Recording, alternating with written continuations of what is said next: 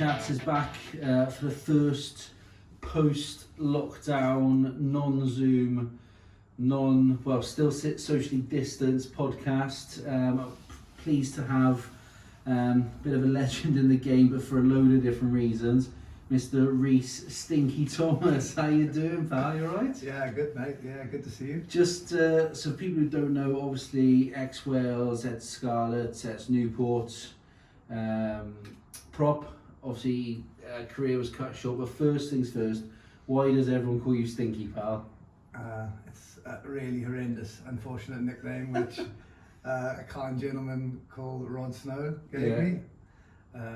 It was just, I was living at Rodney Parade in the lodge in the house in there, and basically I'd been given my first professional kit bag of stuff, and I didn't have a washing machine. I didn't know where to even start. all I did once a month was take my stuff to the laundrette and get it clean. But unfortunately, in between, those 4 weeks, I had to wear the same kit pretty much every day, twice a day. So he used to just call me, man, you fucking stink. You fucking stinky. And that was pretty much it, mate. And then I hated it, so I bit every day. Yeah. And when you bite, it stinks. It's worse. Yeah, so that was it, man. Sucks. And I've been left with that. And everyone calls me Stinky out in Wales. Literally everyone. Everyone, like, even my kids' friends call me Stinky. Class, that is. You'll never get rid of that now. No chance. So you're obviously driving after us. I know you got a coffee. I've got a little key lime from Tiny Rebel here. Trying to crack into one of them. How's lockdown been for you, pal? What's been going on? What's news in your world? Yeah, man, it's been all right. I mean, I've had a mental 2020. So basically, things got pretty wild. Yeah. Over 2019, and then socially things got pretty drastic, mate. Yeah. And I pretty much hit my rock bottom in September last year, 1st of September. Yeah. Like, things just became completely unmanageable. It was just bad, mate. I lost control. My drinking was completely out of control, and so I, when the wheels came off on the 1st of September, I chose to, also with the decision of losing the family. I've had many threats before, but this was different. Things were completely out of hand. So I stopped boozing on the 1st of September, and I thought that would do the trick. And it kind of just, things got worse, I suppose, for the next 3 months. And I later ended up in February going to rehab for a month. So man, it was mad. It was amazing experience, and but it needed to happen. It was unmanaged. My life was just a mess, just chaotic. For people who don't obviously know your background, you've come through professional. You grew up obviously across the other side of the world, and we'll come into that in a bit. Yeah. Professional rugby, come out of professional rugby through some forced physical changes in your body, and we'll come into that in a bit. And then, how did it get to that point for you, I suppose, where you've stopped boozing but rehab, and how did it get that far down that you felt that was the way to? Mate, that's the thing. I still, even at that point, didn't think I needed help. Yeah. Even though I was, when I stopped drinking on the 1st of September, I'd been away 2 nights with the boys on a crochet trip as a team manager. Do you know what I mean? That's where I was in my curve. It's just like I was the clown. Bring Stinky along, and he's going to bring value, but don't invite him anywhere that's formal, where he has to be seen by people that aren't smashed. Same with stag do's, loads of stag do's, and then no fucking weddings. That's how shit was going, right? So then my wife started to ID these things, you go in all the stags, but none of the weddings. So don't you think that's showing you that something's There's a correlation between them. Shit's getting out of hand, and I was like, nah, fuck that. it was a small intimate wedding, you know. I'd make excuses like why I didn't get the nod. Yeah. And I just ended up fucking. It just got out of hand, mate. Like completely, like disastrously out of hand. And I didn't even to the. I went on a holiday. How I actually ended up in rehab was bizarre, because I'd stopped drinking since September. And after I got through Christmas, the whole thing, didn't drink. Yeah. I was just using cannabis drops. So I was using they have CBD with the THC, so it was like a 50-50 blend. Yeah.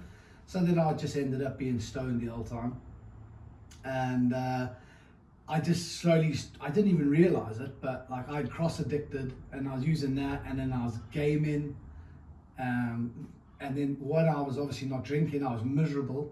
So like it was a dog's life at home. I was even more miserable. Like it was even worse. I was probably a bit off as a drunk than sober, because like then I found out that they call in addiction a dry drunk. Yeah. Okay. So like nothing had changed. My behaviours hadn't changed. Yeah. And you know, like it just But so I ended up, my mate invited me, because he's sober, one of my best mates lives in Mauritius. Yeah. And he said, bring the family over. I'm like, I'm so stoked you did so well. You've been sober for like 4 months. I'll pay for you and the kids, come over and come see me. So I said, oh, awesome. For a week in Mauritius, banging and that, like, you know what I mean? Ended up going over there, cyclone hits. We get locked in the house. My missus is hating me, proper hating me. Yeah. And things just went downhill from there, mate. Rapid. Did you have a drink? No. Didn't have a drink out there? No, but my missus told my mate all the shit I'd been up to, leading up to me stopping. Yeah. And he just couldn't believe it. And he rang all my mates from school, and just like, because we're still real close. Yeah. And he just, they basically did an intervention. Like the day before I was flying back to Wales, they said, well, Paul and the kids are flying home, but you going to rehab. And I was like, no, mate, I'm not going to fucking rehab. I've got nothing wrong with me. I'm not, complete denial, like. Yeah. And I ended up, they flew home and I waved them goodbye, and the next morning I flew to Cape Town and went to rehab in a facility over there, and 28 days, no phones, it was just like, it was the best, honestly. I couldn't believe I was going. I didn't think I needed any help. I didn't think I had any problems. Yeah. But that soon was proved wrong. I suppose you can say what you want about it and go into as much detail as you want. How is it? What's that feeling? I've had my problems in the past. Yeah. I've counselling and things like that. What's that feeling, and how does it drive you on, or how does it make you feel waving your kids off and your missus off, knowing where you're about to go? And what did you tell them? What did they know about it? It was like, I was in a place, right, where it was all about, I was so selfish, right? It was no one else. It was just me. It was like me. I was completely obsessed with self. And, it was like self-pity. I was dripping in self-pity. Yeah. And that kind of was driving my alcoholism and addiction. Yeah. And it basically ended up, it was completely, I was in so much denial that I genuinely thought there was nothing wrong. I couldn't see that there was anything wrong with me. Yeah. And that's kind of, when I broke through that denial in my first couple of days, I think, waving goodbye to the missus and kids, like you said, like that was when I was like, this is fucked up, something's not right here. Yeah. And then still, just like, even when I got picked up from the airport by this guy, his name was Jonathan. He picked me up from the airport, and he's a recovering addict. And the whole way to the facility from the Cape Town airport, he was just saying to me, like, you'll learn. And I was like, there's nothing wrong with me though. I don't even know why I'm here. And no, mate, the first 8-9 days were just looking at my damages and my manageability. And no, mate, it was savage. Like those first 9-10 days was heavy, bro. And real heavy. Again, you don't have to go into what you do in rehab or whatever, but how do you stay a lot of when I speak to people, I'm fascinated by their mindsets. Yeah. And we'll probably go back to the beginning a bit and the journey of how you got there, because people who are listening to this are like, fuck me, didn't expect this on a sports rugby podcast from me. But how do you, what's your mentality when you're in there? How do you stay positive? How do you take the next step to recovery, and what does that look like? Because it must be different for every different person and every different addiction. Yeah. You know, we've all got our vices. You know, I've got as many as you can count probably, but people deal with them in different ways. Absolutely. Like, you're still smiling, but I can imagine it's not because you find it funny. It's because you're almost, fuck's sake, how did I get here? Or I don't know. How do you get through it? Like, you know, I could sit here and pretend like I was amazing, and I could, it would just be a lie. Like, it was the most informative 28 days of my life. I learned more about me in 28 days than I had in 37 years. Like, it was as simple as that. It was a tremendous eye-opener about how selfish, narcissistic, and just completely how destructive a person I'd become like. And I mean, listen, I had a lot of circumstance that perhaps pushed me to where I got to in the end. But I always had that in me, like, you know, I was always wild. And but I think there's nothing can prepare you for, honestly, that first 9 days, like, of relentless hour after hour class of group sessions with one-to-ones with your psychologist 2-3 times a week, in a house full of, you name it, mate, heroin addicts, crystal meth users, opioid abusers, sex, love addicts. Like, it was the most informative and biggest learning curve of my life. And the strangest thing is, like you said, do people deal with it in different ways? Absolutely. Like, obviously everyone's different, but the mad thing is, like, addiction and addicts in general are so similar. It's like they could talk about a story, whether it be about, you know, heroin or crystal meth or weed. It doesn't matter. Like, we all have, they're almost exactly the same story. Like, there's so many pointers, and the way we think in, you know, low self-esteem, wearing masks, you know, people pleasing, you know, and inevitably what it came down to is like fear. Like, I was scared, you know, and it was like fear of rejection. I had fear of confrontation, you know. It was that, and, you know, feel like that, and then to admit it, and then to feel vulnerable, like, that was the turning point. Like, I just remember just crying, man. I was just like, I was a mess. I was just a mess, like, because, you know, peeling back all those, you know, layers of skin, like an onion, and then to actually get to the real me and just realize, like, I was just a scared little boy. And underneath all those times, and everyone's like, oh, it's Stinky, like, he just got through his heart attack, and he's drinking, the guy's an animal. Yeah, like, do you know what I mean? And like, a lot of it was just. And that's how I knew you, I suppose. From Stags. It's how a lot of people know me. But a lot of it was just bravado, you know, because I didn't want to, like, allow myself to feel vulnerable and, like, don't show weakness, you know. Be stoic. Like, that's all I've been. I'm a man. And do you think that's crazy?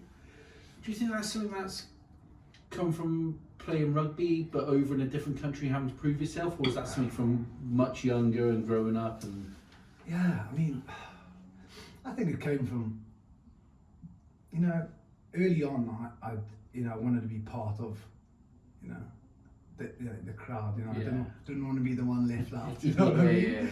I wanted to be with the cool kids, and if it meant sacrificing myself to be one of them. That's what happened. Do you know what I mean? I've done it so many times. Like people. I used to be like hit. You know, people used when I was in school. Like, they used to lash us with cricket bats, hockey sticks, you name it, mate. Like coat hangers, metal ones, and, you know, that do them like long and slice you up.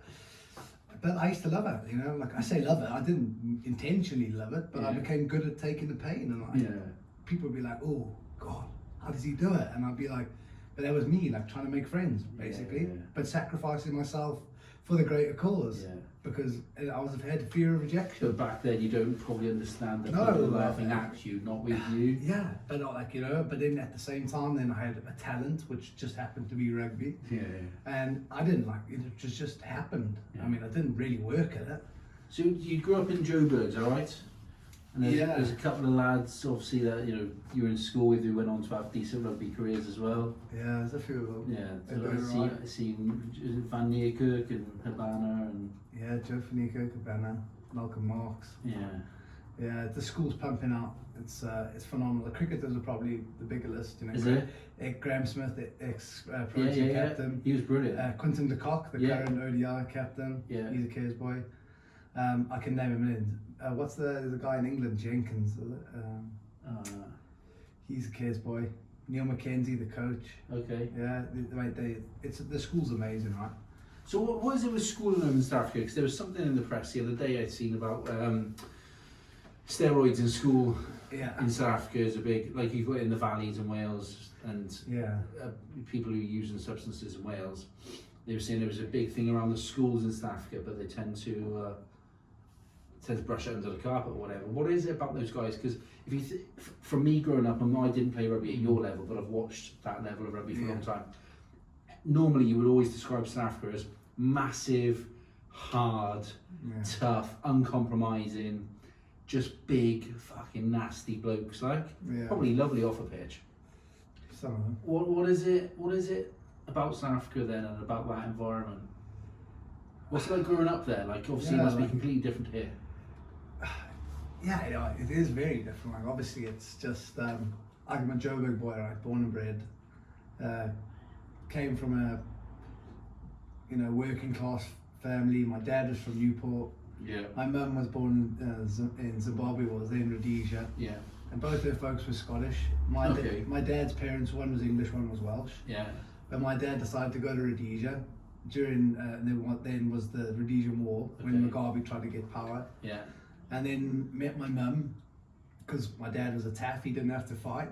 Yeah. So he was one of the he was sweeping up, wasn't he? Doing the damage. Cleaning up. Yeah, exactly. And then, standard, what a boy. And then ended up there. They moved down to Joburg. So yeah, like, I mean, it was hard times for them, you know what I mean? Like my dad and mum had to graft to give us opportunity, you know. And it was good. I mean, life was great. Like, I was absolutely like mad on sport. Yeah. Like, and it's a great country for especially like the school systems. Yeah. If you've got a talent and it's sport related, I mean, you're winning, right? Because it's like, you can't go wrong. They offer every available option, and you know, they're mad on it. So yeah, like, cricket was my first love, and the primary school I went to was predominantly English speaking school. There's no Afrikaans or anything of anyone like that. So we didn't even play rugby. We played football soccer and cricket, and we did athletics and stuff. But yeah, cricket was my sport. I mean, I love cricket. I was a good cricketer when I was younger. And then basically got accepted to the school I went to because of my cricket, and then ended up started playing rugby. I didn't even know what a prop was. But like how they distinguish between players was put us on the try line. Yeah. Coaches go to the halfway line and they'd blow the whistle, and whoever came like first, wing, centre, 10, 9, 8, 7, yeah. And then the last like 10, boys, you're all props. And I was like, okay, prop it is. I didn't even know what it was, right? So yeah. Were you a lumper as a kid? No, man. I used to rate myself, you know what I mean? Like, I was never a big kid.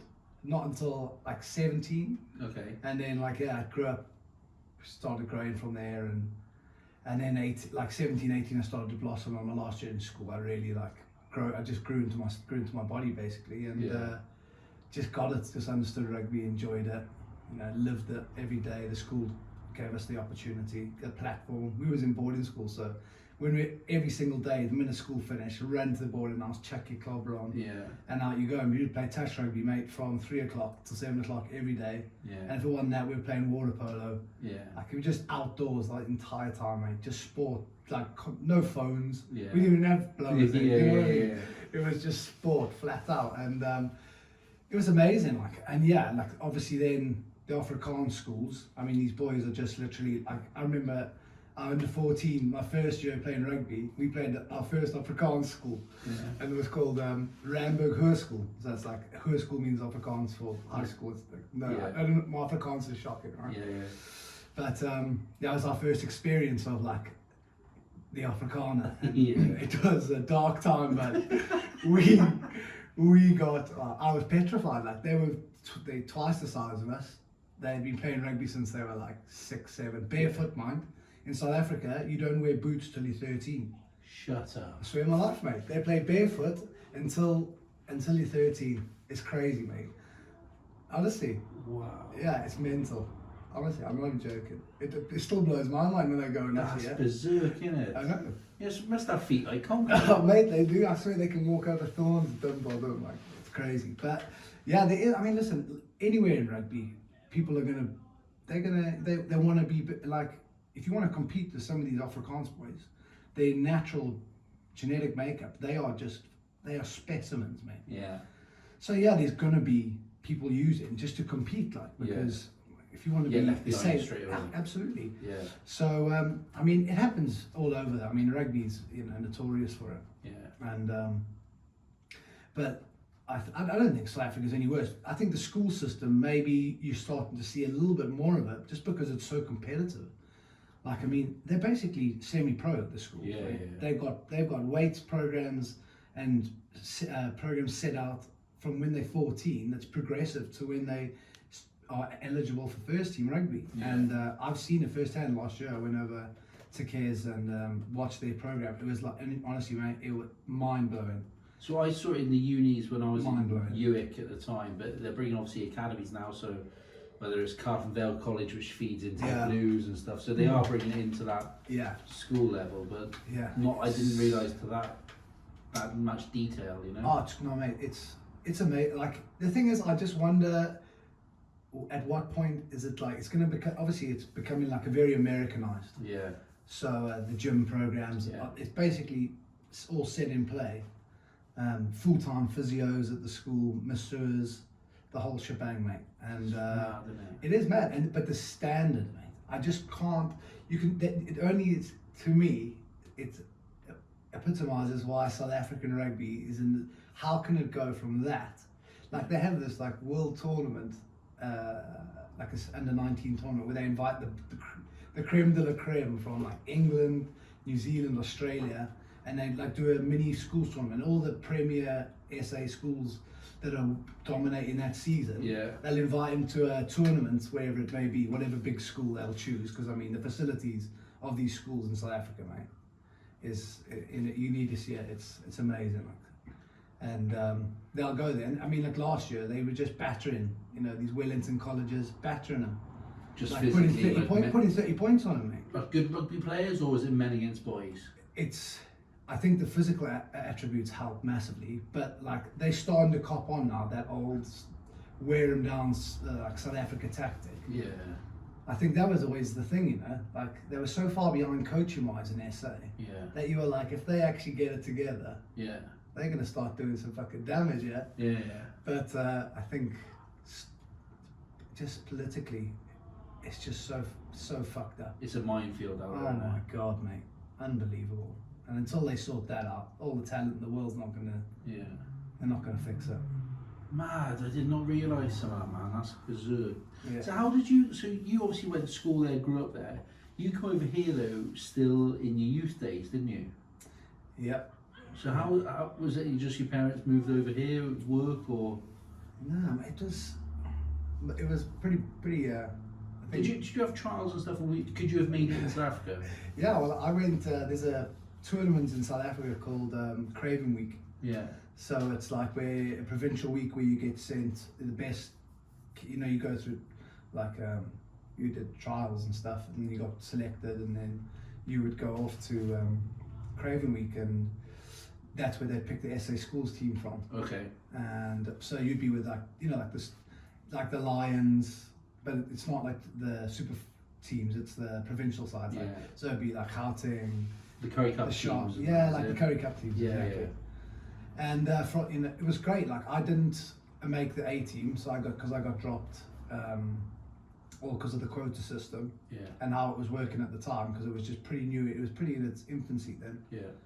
And yeah, that was pretty. That was probably, you know, that was the gutting part for me. Was that happened pretty early on in my career, and things were going really well. And I mean, I don't want to sound like I'm blowing my own trumpet here, but like it was a fact. Yeah. And yeah, basically ended up making, you know, SA Academy, which is like the B team. Yeah.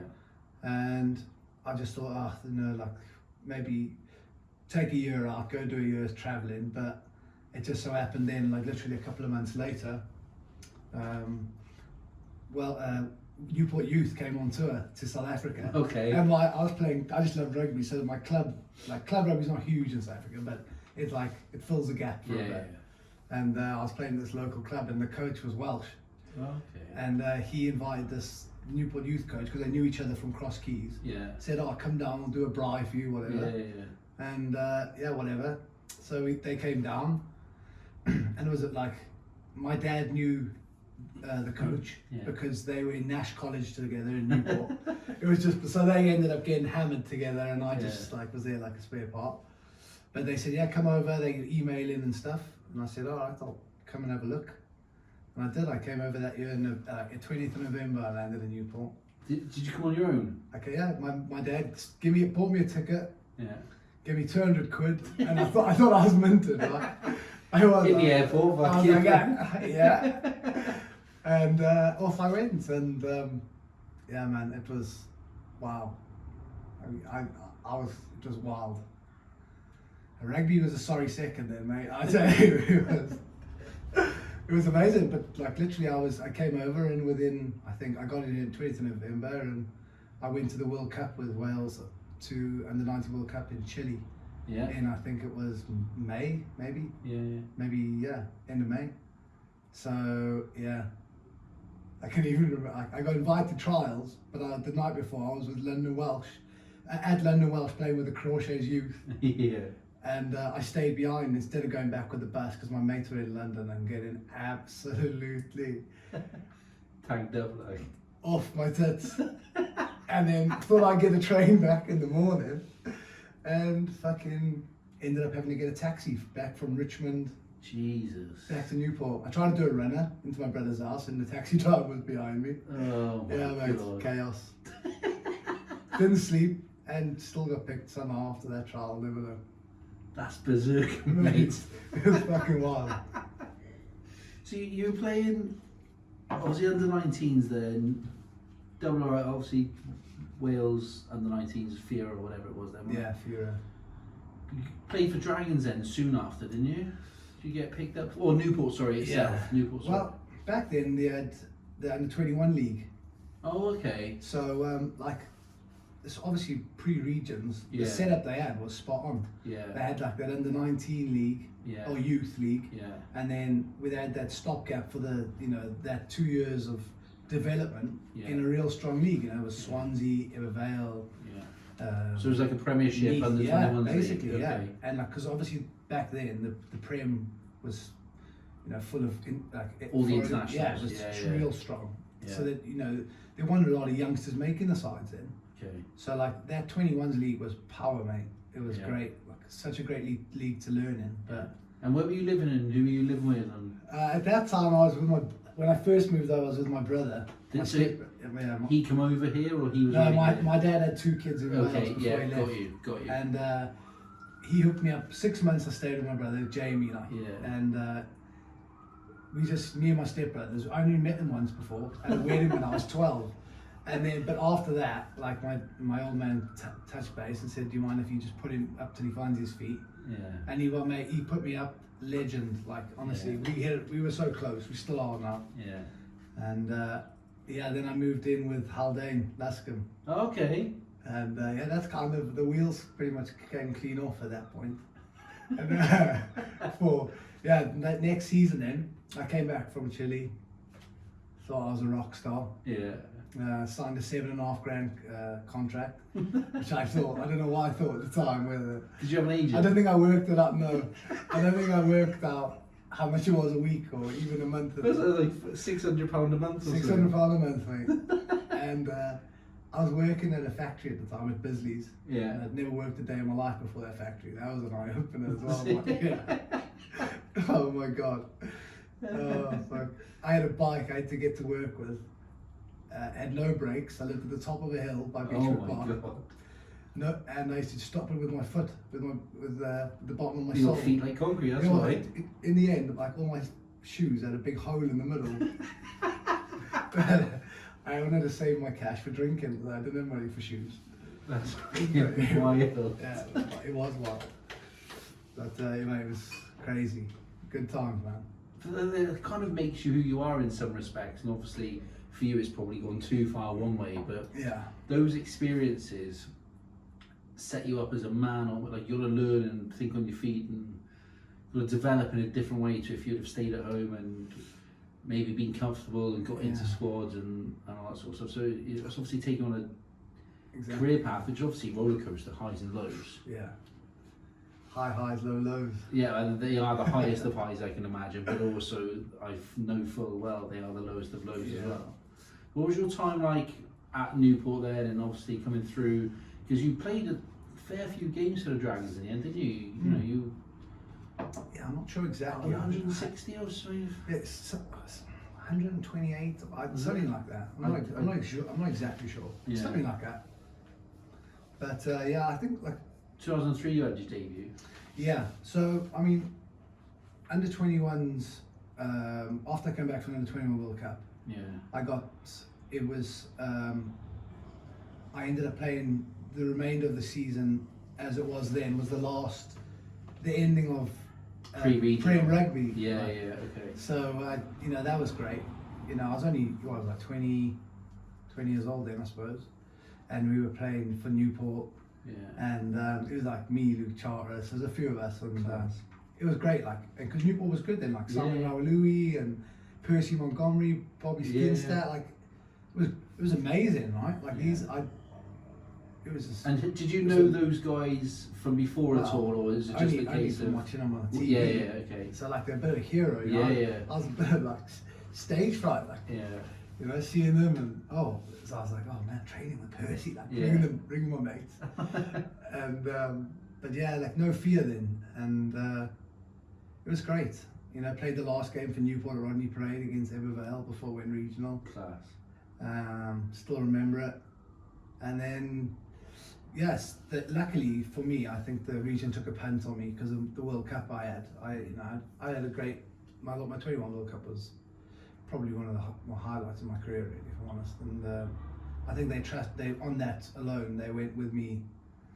So like just was me and Chris Anthony as tight ends. Okay.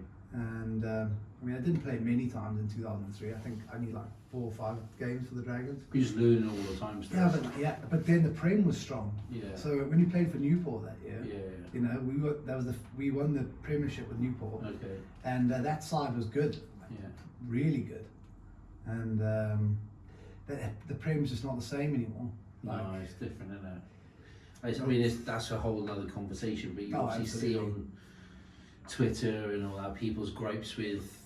The thing is though, it's damned if you do it, damned if you don't, if you're the WRU in the regions, because you do something, people complain, you don't do it, people complain, so I don't know what the right or wrong way is to move forward, but... Well, they've got to stick with it now, so... And you know, people whinge. I think one of the things that winds me up is I see on Twitter, people are whinging about every little thing, but then don't spend the money in the tickets to go and watch, which will then fund the game more, to then put that money back into the regional, to grassroots, to make the teams better, so... It's all chicken and egg, but they're happy just to sit in their armchairs and whinge about it and tweet people without a picture, without a real name, slagging people off. I'm like, grow up, you fucking asshole. I know, mate. Well, it isn't. There's a lot of negativity around the game in Wales. Like, I just think if people bought into it a bit more. Yeah. But also if the region's bought into, you know, buying better players, getting better squads. I know it's a financial thing, right? Yeah. But it works twofold. You get a good player, you get a good team, you get people bums on seats. It's not hard, is it? It's tough, that balance, I suppose, for them from local talent, developing it, bringing it through. Yeah. So also then, if there's a signing to be brought over from South Africa or wherever. Yeah, I understand. It is a fine balance, but at the same time, you'd rather have a loaded team than a bunch of nippers from Newport, in my eyes. You want both, but there's a balance. And I think that's what they lost with the regional game, was that balance they had with the leagues and the strength of them. You know, it's something they haven't quite been able to emulate, I don't think, since. Do you watch a lot of rugby now? Do you stay I involved? I didn't, like. No? Yeah, not for years. I was so bitter, mate. Yeah. The way my career ended and how it got dealt with. Yeah. I just stopped watching it altogether. Put me off it. I can imagine. It's well, let's come on to, obviously, you had your Wales cap. You had your first cap 2006, didn't you? Argentina. Yep. Summer tour. yeah. Good crack out there. Yeah, it's not a lot of rugby went on. Let me tell you. It was like a different time back then, though, because it was obviously gone professional, but it still wasn't. I can imagine. I don't know this, but I can imagine it was nowhere near as professional as it is now. The boys still have a drink now, but I can imagine it's very much rugby leads the way, and then you can have a social. And I can imagine back in the day, it may have been the other way around. Yeah, I mean, it was serious to a point, but like at the same time, it wasn't frowned upon to get drunk, and as long as you trained the next day. It was the end of the season, so exactly. As long as you nothing got to the press, and it wasn't frowned upon too badly. So it was a great crack. Yeah. If we could have been a bit more professional, I expect the results would have been a little better. But it was what it was, mate. How do you feel that first cap, singing the anthem, or the anthem's blaring? Obviously, it's an away game. Yeah. How do you feel, obviously, coming from South Africa, and it's your adopted home now? Yeah, mate, to be honest with you, the transition was pretty smooth, because I'd moved over when I was 18. Yeah. And like you said, it was like, I just kind of landed here, without any help from anyone other than like my parents buying me a flight and giving me the 200 quid. Yeah. They couldn't afford to send me money all the time. No. So like I battled out to make it, had my ups and downs, played Wales in the 19s, went to the World Cup, played Wales in the 21s, went to the World Cup, and during all those times, like we had such a good group at that time, mate, and we had such a laugh, the camaraderie and the friendships I made, I kind of, being half Welsh anyway, and I mean, people say, oh yeah, you say that, like, but it was genuine, Genuinely feel it. Yeah, because I had an opportunity to go back home to the Sharks. I mean, who's to say I would have made it? Probably, the chances. Who knows? Like, but at the time I chose to stay. It was when it went regional. I could have gone to the Sharks, or I could have signed the Dragons, and I chose the Dragons. And for me, it was justified. My decision was right. My money went up year upon year, doubled almost year upon year, and it's not hard when you start with and I ended up playing for Wales. I mean, what more could you want? That's all I ever wanted as a kid. I wanted to play international rugby. And as a kid, I used to wear a Welsh jersey because my dad used to make me wear that. So I love it. To me, it was great. Like, it was amazing. That tour was a bit of a blur, if I'm honest, but and we lost both tests, but it was a it was a fantastic experience. And never forget it, mate. It was amazing. Class, good times, mate. Yeah. So I didn't realise this. Obviously, I know because you got injured then. You hurt your back, didn't you? And you were out for a long while. Yeah. And then you came back just before the 2007 World Cup. It was England and... Yeah, it was actually my syndesmosis. Is that right? I think that's right. Yeah, it's the ligament. I'm not sure. Don't quote me on that. Yeah. It's the ligament between your tib and your fib. Okay. And yeah, believe it or not, Nicky Robinson cleaned me out in a ruck, and it just went, and yeah, I was out 6 months of that, nightmare, and like I was always behind bomb like Adam Jones, you know, waiting for my chance, which every time I got, didn't really capitalize on, and but that for once, you know, Bomb didn't get injured off of one, did he? Yeah, he was just a steady Eddie, just always there, and he was injured for an Australian tour, and it was only like 2 games left of the season, and like I was going, you know, starting prop, no one. I was like, yes, here we go. You're not here. And what happened? Fucking Nicky Robinson, a 10, racks me out and pops my fucking ligament in my shin. I was devastated, mate. Oh, that was a toughie to take. But as you do, you plough on, come back just in time for the. Do you stay positive? So not in your frame now, but back then, would you stay? Because you're a very smiley and happy guy from externally to look at, right? Yeah. Do you stay positive through those times where you know that's your chance now to get a good 2 games under your belt, push a stake for the World Cup or whatever, and then that happens? Yeah. No, listen. I remember limping around in the change room like, fuck, I don't know what I've done yet. Yeah. And then thinking, oh, it can't be all that bad. And then literally just, yeah, no, listen, when that photo, you know, that you have the scan and you're just, you're like, you know, you're praying, you're doing things that you never do. You don't want to be injured, like, don't get me wrong. But when that phone call, you know, when the phone call comes in from the physio and he says, yeah, Rhys, yeah, you've ruptured this and you're out for 6 months or whatever, 4 months, and you're not going on tour. Like, oh mate, you know, those are a nightmare to take. And you know, I am smiling. I'm not looking back on it, but I can literally remember. I got the phone call. I went in my car, said to my missus, "I'll see you later." Straight to the pub, and I just got blasted straight for a couple of days. Just like that was my detox, right? Yeah. And you know, is it to forget everything and blank it out? just get away. Like, I didn't want to deal with emotion, and so just like, you know, I go to my best mate, like alcohol, drown the sorrows, and I'll be fine. And you know, that's what it was like. That was my cycle. That was my get over it cycle. Did you start drinking more heavily then? Or was it just whenever I was whenever I was injured, you know, things did always tend to deteriorate. But like, how would you bring it back round then?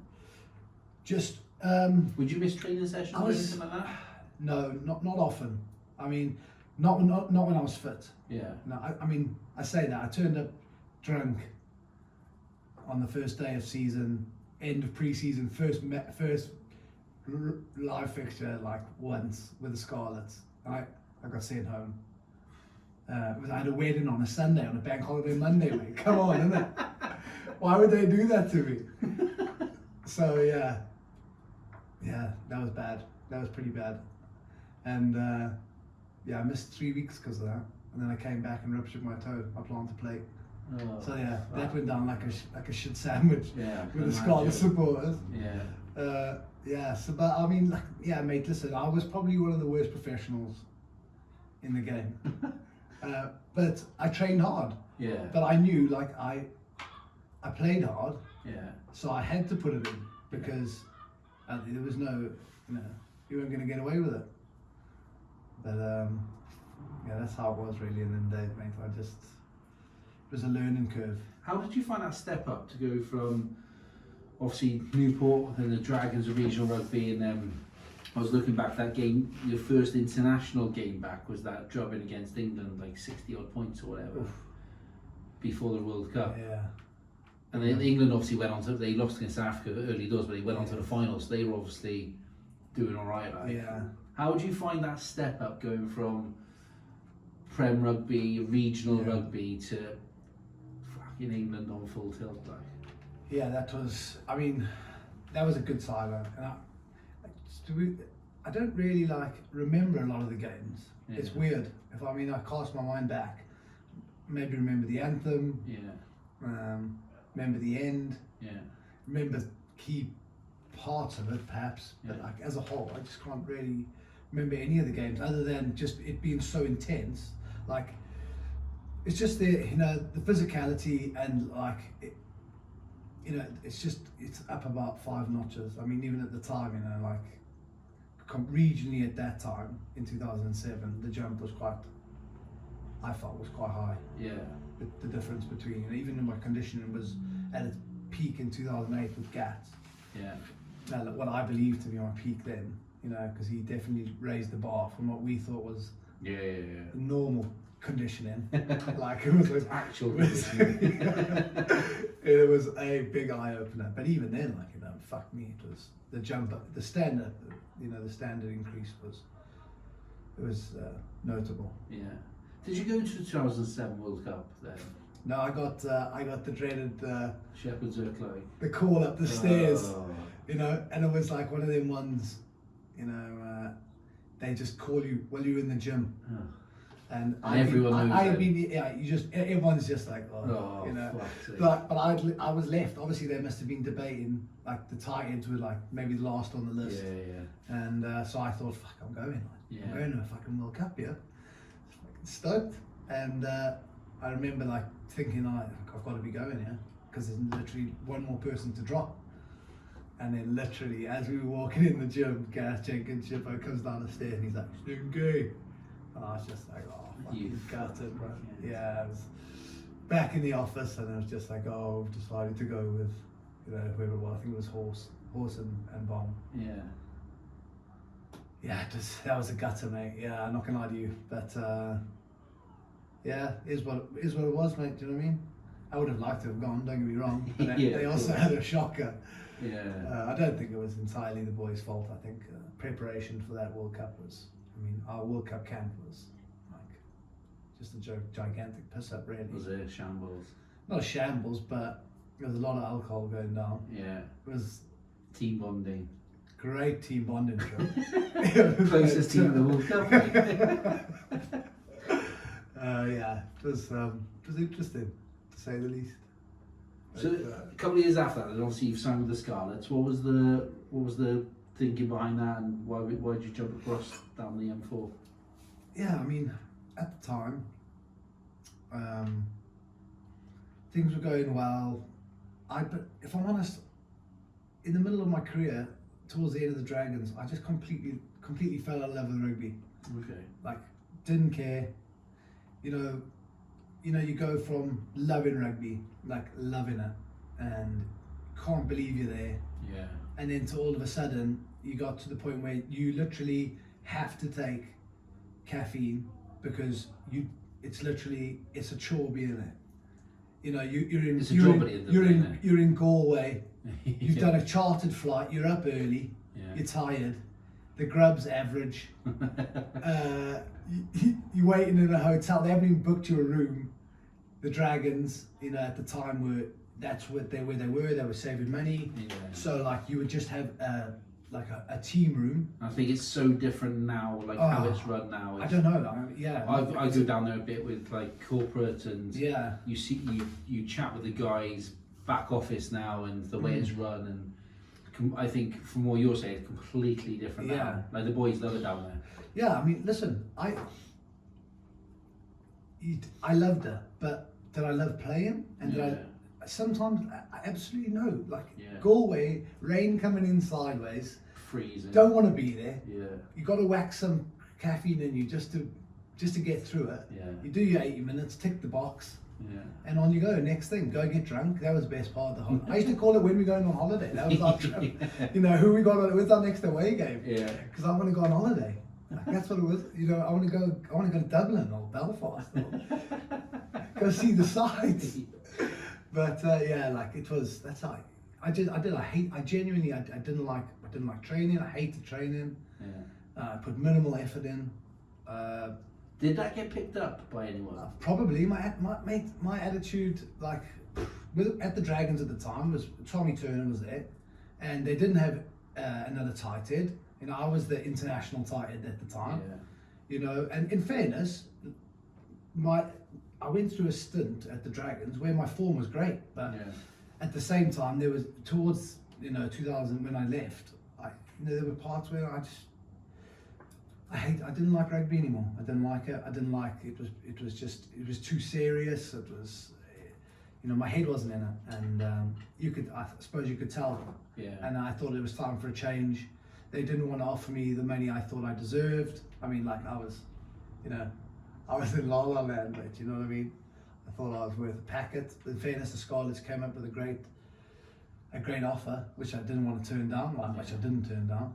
And the Dragons couldn't meet it, and I didn't think they were moving anyway. So I took the plunge, went down west, and honestly, it was the best decision I ever made. I mean, my first 2 years, I had a bit of a nightmare with injury, and my professionalism wasn't great. But I think being down there, and it's the history of the club, and I think, how. Was it still Straddy then? No, we just moved into Parky Scarlets, yeah. And it was great. Like I loved the history of the club. I loved what the club represented. Yeah. I don't think they all liked me all that much at the time, being an Eastie and all that. Yeah. But it was great, mate. And I did genuinely. It was a young squad, like Priestley and Foxy and all them were coming through, and it was great. And great people, but Yeston Thomas, the Smiler, and I'm forgetting loads of boys, but it was great. It was a great time, and I really my last year before my heart attack. Probably my funnest and most enjoyable year I had. Yeah. And then what happened. And so let's come on to that then. So obviously, because I read, and I don't know how true this is, but you had a mild heart attack in 2007. Yeah, that's right. So I didn't realise that, because I knew all about, before I met you, and obviously when I did meet you, I knew all about what happened, although I didn't realise what the bag was for at the time. So I remember saying to you, what the fuck are you bringing a man bag out for? Yeah. And we were on a stag, and you were like, it's my heart, mate. And you were like, and I was like, shut up, you dickhead. No, it's not. So you must have heard that a million times, thinking, oh, mate, who's this fat guy kicking off at me now? Yeah, fat guy with a man bag. No, I'm not me. Not you. Oh, mate, I know. So, what happened in 2007 then? Had you ever had any problems before? Literally, mate, no issues whatsoever. Ticker was flying. No underlying heart disease. Yeah. No family history. Yeah. Tickety boo. Yeah. And then, literally, mate, it was, I don't care what anyone says. It definitely was something to do with the caffeine. Yeah. Listen, I could say, was my life out of, was my social life out of control? Absolutely, it was. Drugs, alcohol, you name it. Yeah. I was smashing it in me. Was it like painkillers and stuff? Oh yeah, painkillers. Of course, just to get through. But I mean, on the weekends, okay. Burning the candle both ends. Sniffing, drinking, smoking, you name it. And then, training hard, like I said, because you got to put it back in. Yeah. And then that's how it was. And the doctor said, how much did you sniff? And I was like, oh, this much. And they were like, well, it's that's not it. Yeah, that wasn't it. And I was like, fuck, didn't need to tell them that then. You know what I mean? Fuck. That got me in a bit of shit with the missus. And but yeah, they dismissed that. And how did you not get caught though, doing stuff like that? Well, in the end, I mean, this is where I suppose I missed the signs that I even knew, because we had drug testing, and in the end it was WADA. Yeah. So they needed to know your whereabouts every day. Yeah. For 1 hour a day, every day. 6 a.m. or whatever. Wherever, at home. Yeah. And then if we went away, we had to text them. This was our hotel, whatever. But I missed 2 tests, and my first test I missed. I got in. My time was 6 o'clock, like you just said. Yeah. I got in at about 5:50, and mate, melted. Must have easily had maybe a couple of bags, sniffing and whatever, and drink it battered. Yeah. Came in, and then literally, as my head hit the pillow, ding ding, and I look at my phone, 6 o'clock on the button. It could only be one person, right? Oh, on a Sunday morning, looking out the blind. I remember and I was like, fuck, briefcase wanker, he's come for me. I just said to my missus, listen, I have to go down there and just gonna have to say, I'm not here, I haven't come home. Yeah. And I went training on the Monday, and Alan Phillips said, Stinky, you missed a test. And I said, oh, did I? And he said, yeah, so it's a strike, it's an automatic strike, you know, you didn't tell him where you were. Yeah. So I was like, oh, never, you know. Yeah. But I did it, like I did, you know, there was ways, you know, I knew if we played a Friday night game, chances are if they come in on a Monday, I can do a bit of be naughty on the Friday night and then drink a bit of cranberry juice and water over the weekend. And then if I played a Saturday match, I'd just drink. You know, there were ways, you know, ways around it. I was lucky as well. There was times I got tested where I thought, I'm fucked, yeah, 100% fucked. But it didn't nothing come up. I suppose that plays into that mindset if you don't think there's anything wrong. Well, you just rolling the dice, or constantly, you know. Like it was a. Did you feel it was that? a thrill. Yeah. Did you feel that's the exact right? Did you feel that thrill, like well, I did, the gambler who bets on that horse and whatever it is? Did you feel that thrill of? Did it excite you almost, or was it? So what? If it happens, it happens. It was. I just didn't have any. I didn't care. Like it was just. I was in a cycle of like, you couldn't believe quite what is happening to me at that point in my life. Yeah. I'd gone from some working class lad from Randburg, Johannesburg, to walking around Cardiff, being an international rugby player for Wales, like with everything you could possibly imagine on tap. Yeah. Like, how do you equate that? Well, that's all you've ever wanted, and it's there. You're there, like. Yeah. And it was like being, I suppose it's equivalent, like, in a way, I felt like a rock star. You know, I felt untouchable. I was like, I was, just, you were just on a cloud, mate. You know, it feels like a dream. Even now, I just don't. Sometimes it doesn't feel real. It feels like a dream, like it didn't happen.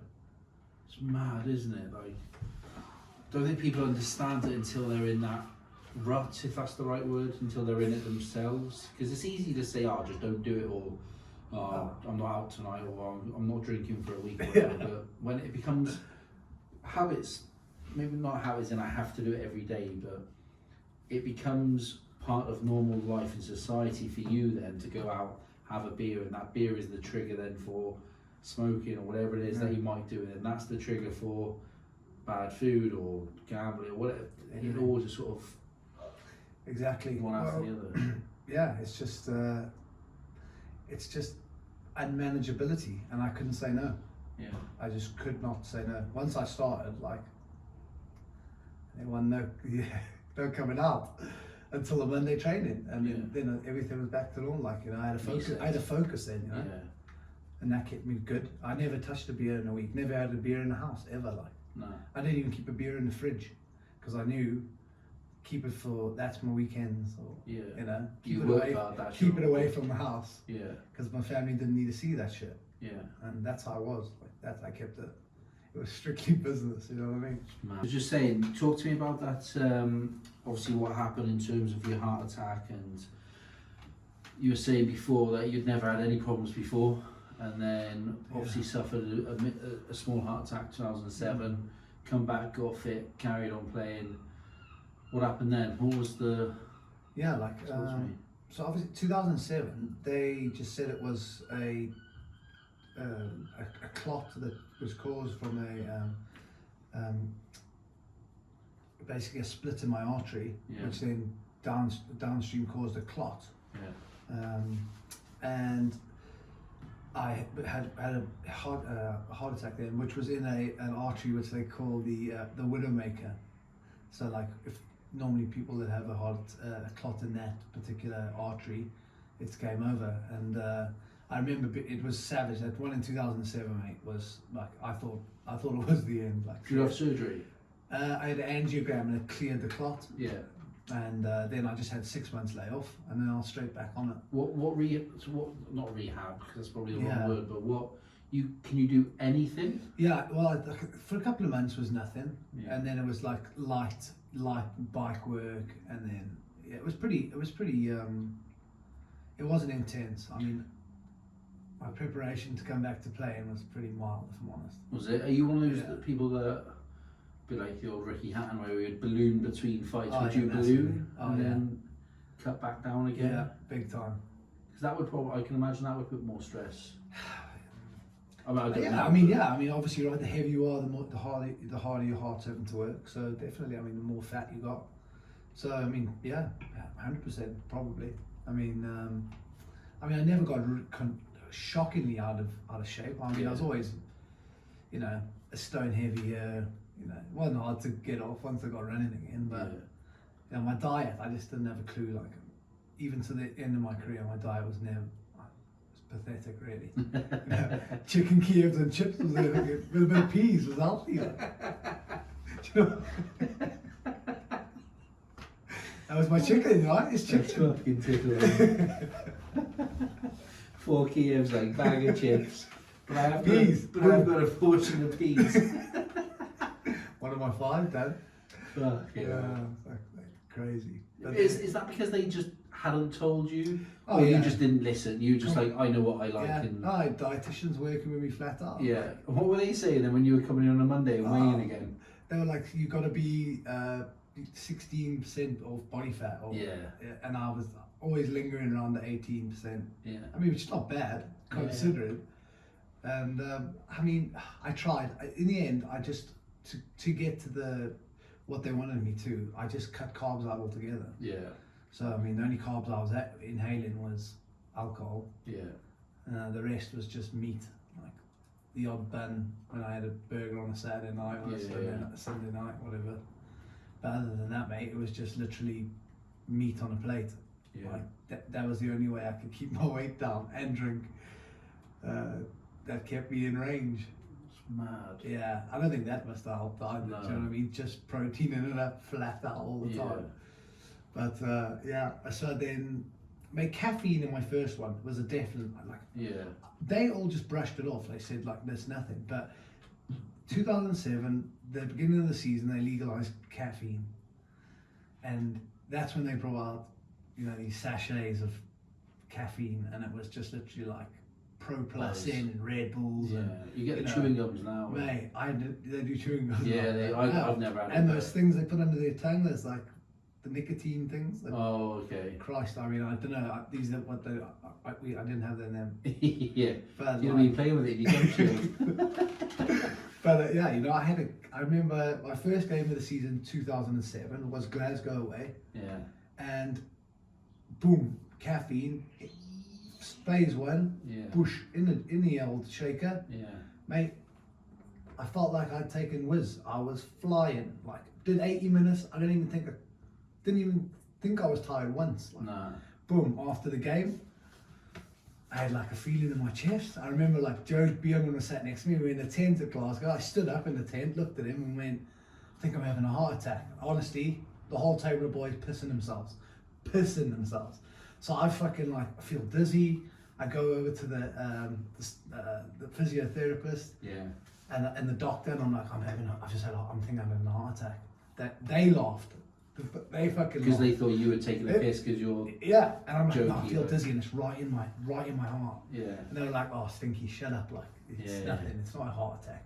So I remember like punching myself in the chest, like I thought, oh, it must just be, I don't know, so I was whacking myself like full on, and then like I had this real horrible pain, and I was like grinding my teeth a bit, and I was like, oh gosh, sweating, and I thought, fuck it, what the fuck is this? This is horrible. Pied it off. And that carried on like that for 3 months, mate. So there was like in September, October, November, and then literally November time, we played Northampton and at Rodney Parade, and the same thing that happened after the game, grinding my teeth, sweating. I thought, oh God, I'm not got this feeling coming again. Did you think about not taking the stuff before games? Well, no, I didn't. I reduced it, but I was still taking it. Okay. Like, because it was such an advantage on the caffeine compared to not. Yeah. And then, literally whack, boom, decked it. My hand, like my left hand, went all like Spider-Man, you know, and I was like, it was crazy, mate. I couldn't breathe. I was ripping my shirt off. I was puking everywhere. I thought, I'm gonna die here. I'm done. and then like the ambulance came, linked me all up and said, yeah, you're having a heart attack. And I was like, a fucking heart attack, what? And I just remember this like, I was with my missus and my father-in-law and my brother, and I just thought, this is it, I'm done. And then literally got to the hospital. They put me in this ward where people were just dying everywhere, like all old and decrepit. And I just thought, oh my God, what am I doing? I thought I'm on the right place. I said, like, can you move me on? I'm in the wrong ward, yeah. And they were like, no, you're definitely in the right ward. And in the morning, they moved me from the Gwen to the Heath. And then my pain got worse. And then I had to go in, and there was a clot, cleared it with the angiogram. And then I was like, it was just the biggest roller coaster of emotions, mate. Like, I was just starting to play for Wales. My career was just starting to blossom. And then they were like, you're not gonna be able to play again. I'll cry my eyes out for a day. Then like another doctor would say, yeah, you'll be able to play again. I'll be like, I win. Like, I'm ready. Yeah, let's go. Yeah. And then they were like, no, you got 6 months. And then like another doctor would say no. And then they had a meeting, and then they went to like this. Anyway, it was the most craziest time. And then next thing you know, mate, like 5 years later, everything's hunky-dory. Yeah. I couldn't, not a problem in the world. And then in the gym, doing a bike session, I was literally, me and Morgan Stoddard just doing a spin session, doing an interval session on the bike.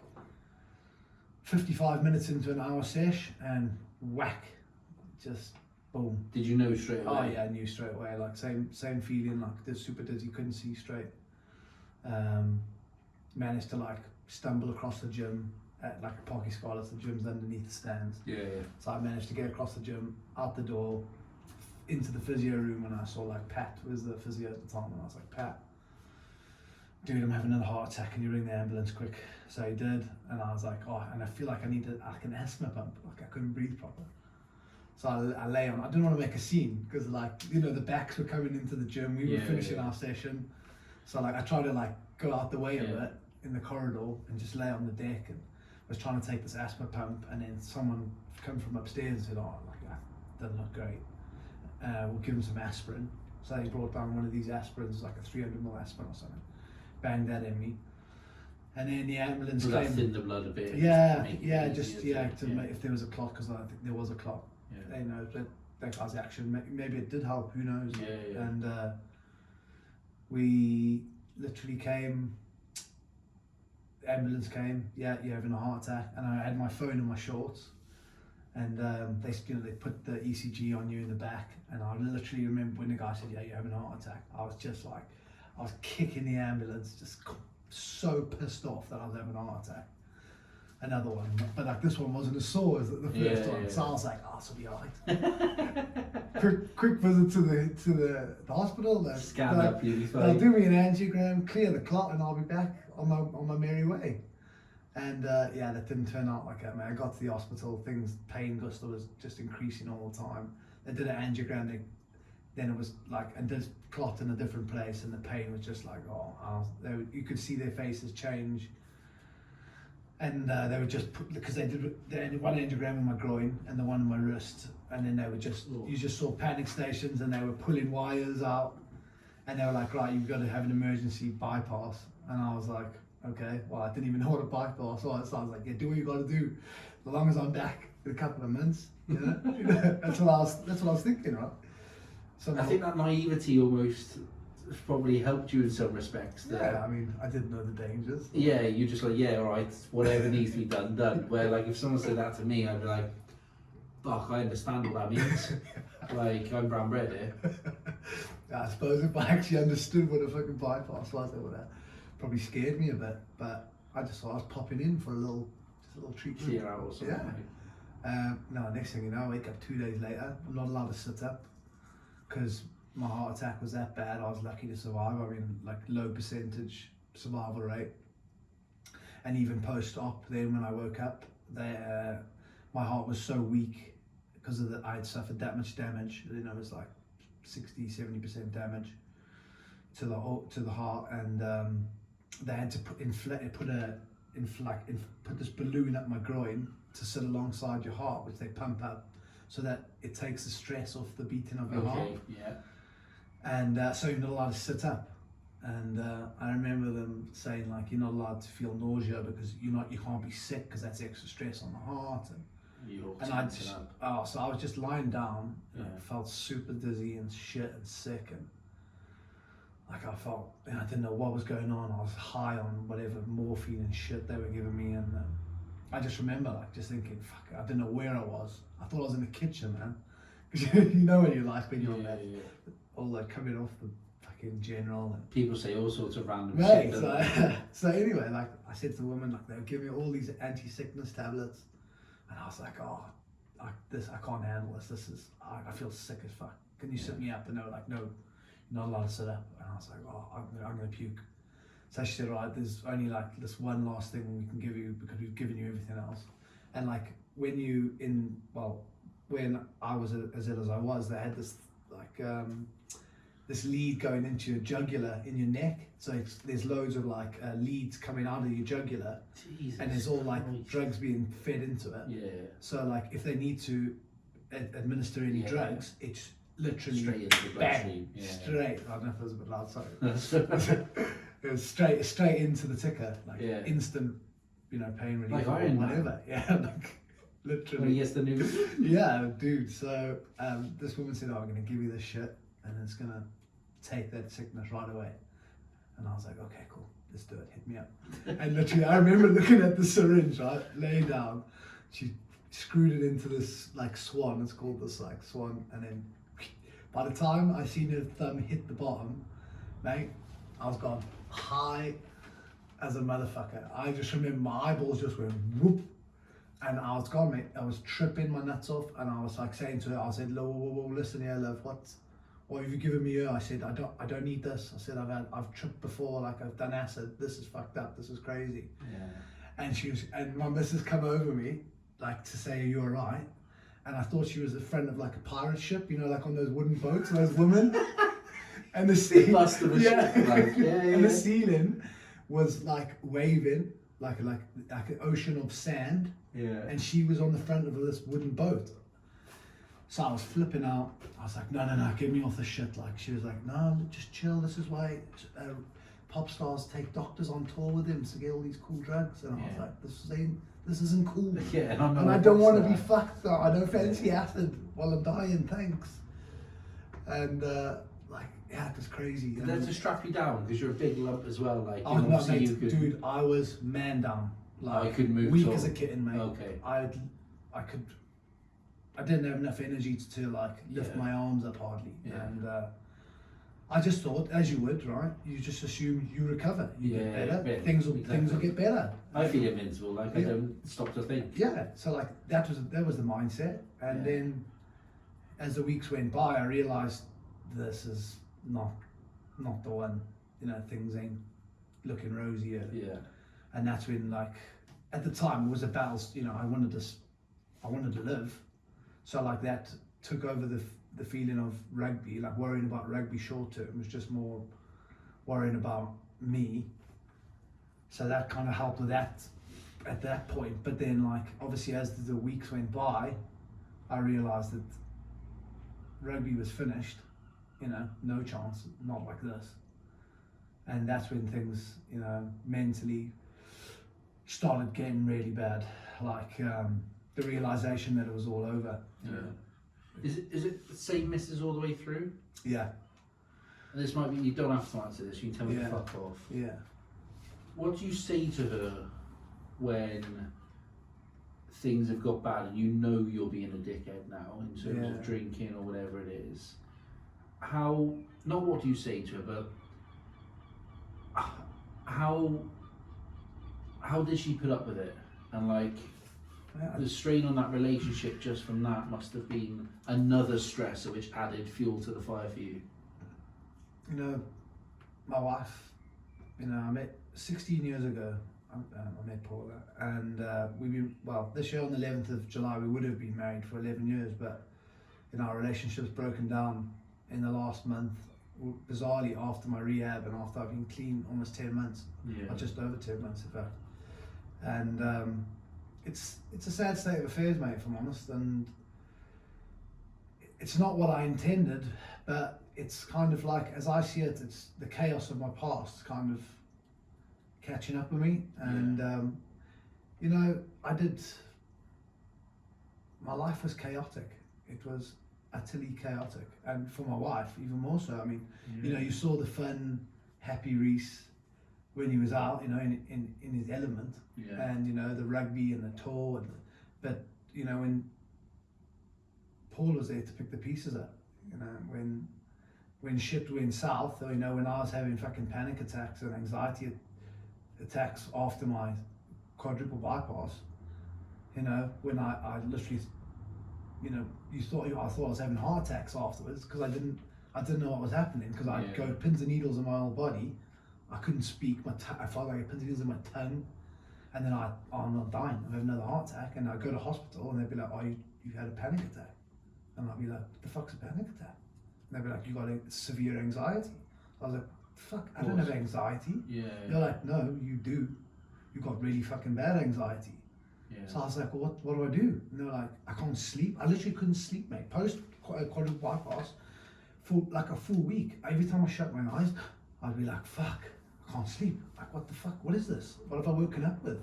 Like, you get that with like the beer fear, don't you? If you've been up on the weekend. Exactly. And like, I was lucky I don't suffer with it too bad, but you know, there's been times where I've who's that in the room? And you're like, "Oh, there's no one here. Like, I've just had a few too many beers this weekend."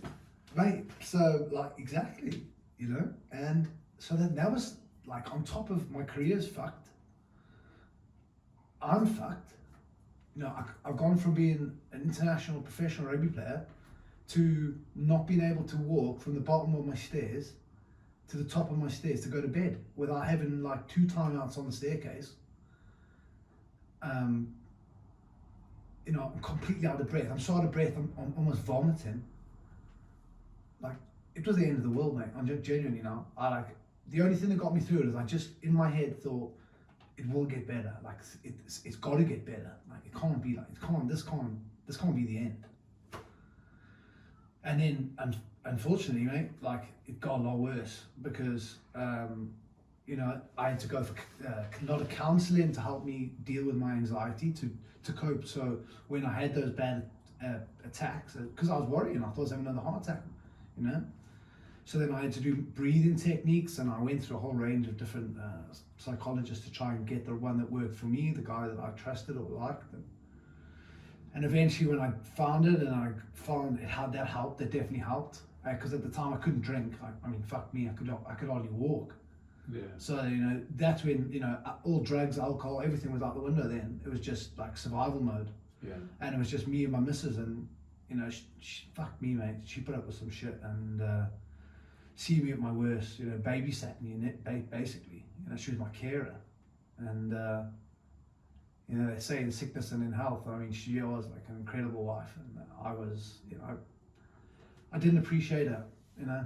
And then that's what I can see now, and that's the shame. Like, that's the guilt and the remorse that I have to deal with now, you know. And I have dealt with it, and I'm trying to forgive myself on a daily basis, because of, you know, my behaviour, and what I was like all those years was unacceptable, mate, really, if I'm honest.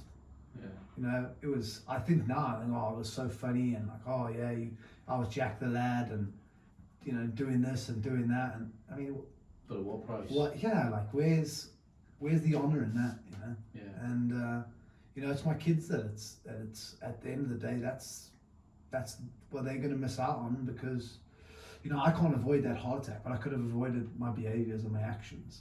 And I don't think I could have. I think the thing for me that brought me a bit of peace in Rio was realising I had a disease, and that disease was addiction, alcoholism addiction. And my addiction wasn't a substance addiction.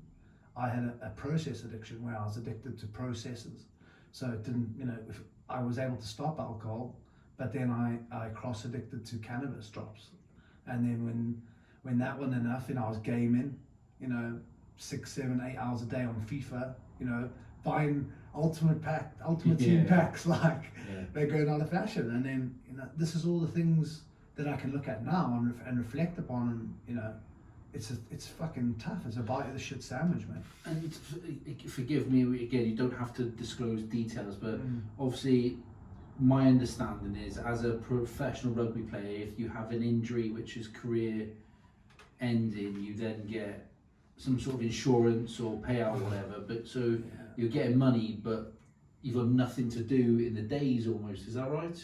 Yeah, well, obviously you can imagine now the wheels had fallen off completely. Yeah. Like, completely, to the point where I couldn't walk 50 meters, mate. Yeah. I was a mess of a bloke. And I remember the WRPA, now the Welsh Rugby Players Association. Yeah. And this, I can't remember the woman's name now, or the bloke, and they came around my house. It was about a month or two after my heart attack, so it's pretty fresh, right? So I'm gutted.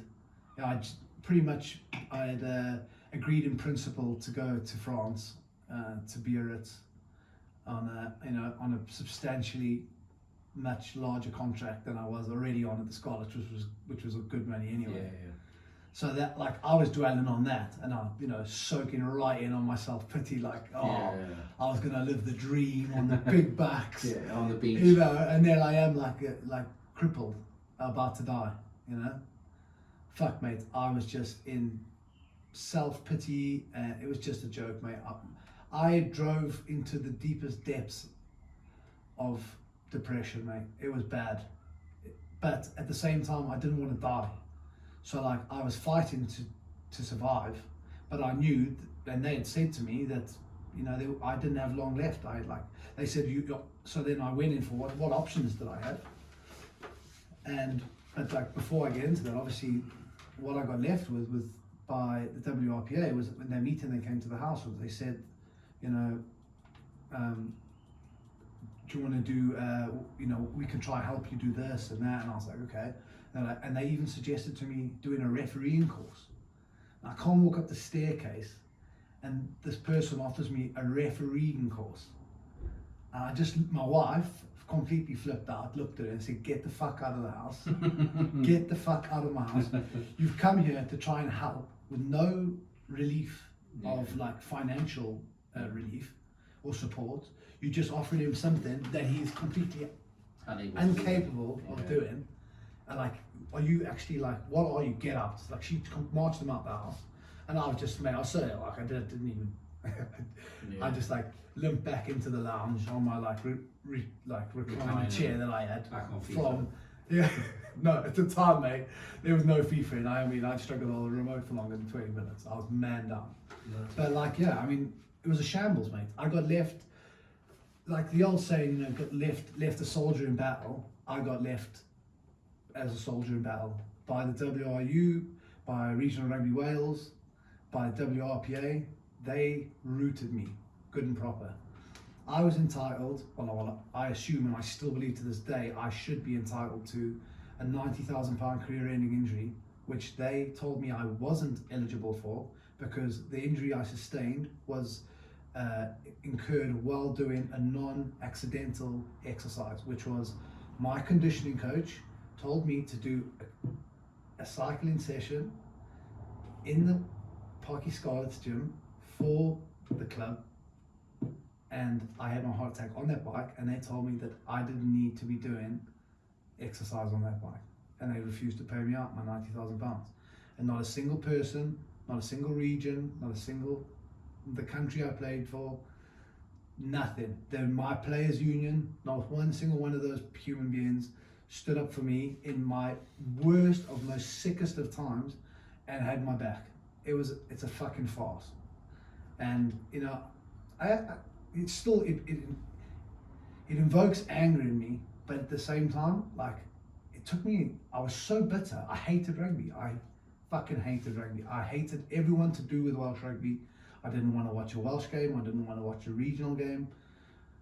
I sure as hell hated the WRU and everything they stood for, because there's so much for my players' union. They're like, my career's finished. I've got no qualifications. Had I not taken an insurance policy out on myself, I would be living on the dole in a council house with my kids. 70 quid a week or whatever. Yeah, do you know what I mean? And like, that's where player welfare went out the window. And because they didn't have a policy that was could cover me for illness, what they deemed as illness, and still to this day, I went to the ombudsman, but I still like it's a joke, like it is a joke, and it was a shame because that's not how I wanted to remember my career, and for best part of 6 years, I detested anything to do with rugby. I didn't watch rugby. I loved coaching my youth team at my local rugby club, which my son played for, and like that's what got me through those times. And local rugby, that's what got me through.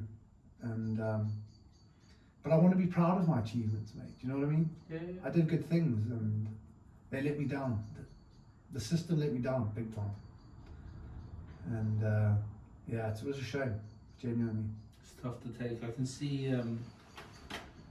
can see how, whilst you probably haven't helped yourself, if that's the right way to say it, at times through your career, I can see how external setbacks such as heart attacks and then being dealt that card on top of another, how it can lead you then to intensify other things like your addictions and stuff like that. Yeah, I mean, listen, I was destructive, and when I drank and used, I was even more destructive. Did it get worse then after that? I was going to turn the light on. Did it get worse then after that sort of stint? Like, how long did it take you to get what we would class as everyday fit, that you could walk and move? And talk to me about that. Yeah. Rehab, I suppose. Yeah, well, we had... Well, I initially did... obviously, after the diagnosis where they said like literally got about a year, you know, so I've been really bad for about a year, and then I went in and I said, oh, this can't continue. I can't even walk nowhere, mate. And they said, right, well, you need to come in and do a transplant assessment. So I got sent to Birmingham to the Queen Elizabeth Hospital, and I did a transplant assessment, and there was 3 nights you spend in the hospital, and at the end they tell you, yes, you need one, or you know, you go home, you've got a bit longer to wait, or what, I don't know. But at the end of the 3 days they said, yeah, you've got one more test to do, but you definitely need a heart transplant and it's pretty urgent, so you're going to wait in the hospital till your organ comes. So like, obviously you can imagine now, could be however I'm long. shitting my pants. I ring my parents, I'm like, Mum, Dad, better come over, because I'm gonna have a heart transplant. And I was glad, right? Because anything was better than where I was. And I had one last test, which is they do. It's called a right heart. Oh God, I'm gone blank here. It's a right heart catheter. So they put a this thing down your neck, and they check the pressures between your heart and your lungs. And literally, like, you know, 20 minutes into this procedure, they don't put you to sleep either, mind. They just, what? Yeah, I swear to God. Mate, I couldn't do it. Stuff like that, I couldn't do it. They put you in the gown, they lie you on the slab, they get this X-ray machine over you. There's a big screen here on the left, and then they put this like mat over your head, and then they put local injection into your neck. And they find your jugular, and they put that ultrasound on it, and then they go, right, can you feel it? No, okay, well, a bit of pressure, and they with a scalpel cut through your jugular. Fuck off. Yeah, and then they put this cannula into you, and they say, oh, bit of pressure, and they push it so it goes into your... Oh, mate. And then they feed this thing, and you hear it goes... Zzz, zzz, zzz, oh, Jesus Christ. And it goes in, yeah, I swear to God, and you're awake, right? So I'm like this, and you can feel the blood trickling down your shoulder like that. And you're looking on the screen then, and then, you know, they take the X-ray, and you can see your heart and the wire going in it. Zip, zip, zip. And you're looking at it, and I'm like, are you good there? You know? Oh, it's fucking weird. I'm picking it up here. The first time, I mean, I was nauseous. My blood pressure was dropping. It was sick. I can't even understand what that feels like to see that. Oh yeah, it's fucking weird. Because you can see yourself. You can see, like, I don't know how you would explain this, but you can see life. Yeah. But at any one moment, yeah, there's death. Yeah. Yeah. weird, isn't it? That's it. Baffles me. It blows my mind. That does. I think that's the one thing. Like, I've never. I've just always been driven to not give up. Like, I wanted to fight to the death. You know, to not die. And I suppose that's probably been my biggest asset during all of this. Yeah. You know. But so on that right heart cath then, they said, right, they pulled it out and they said, dude, you got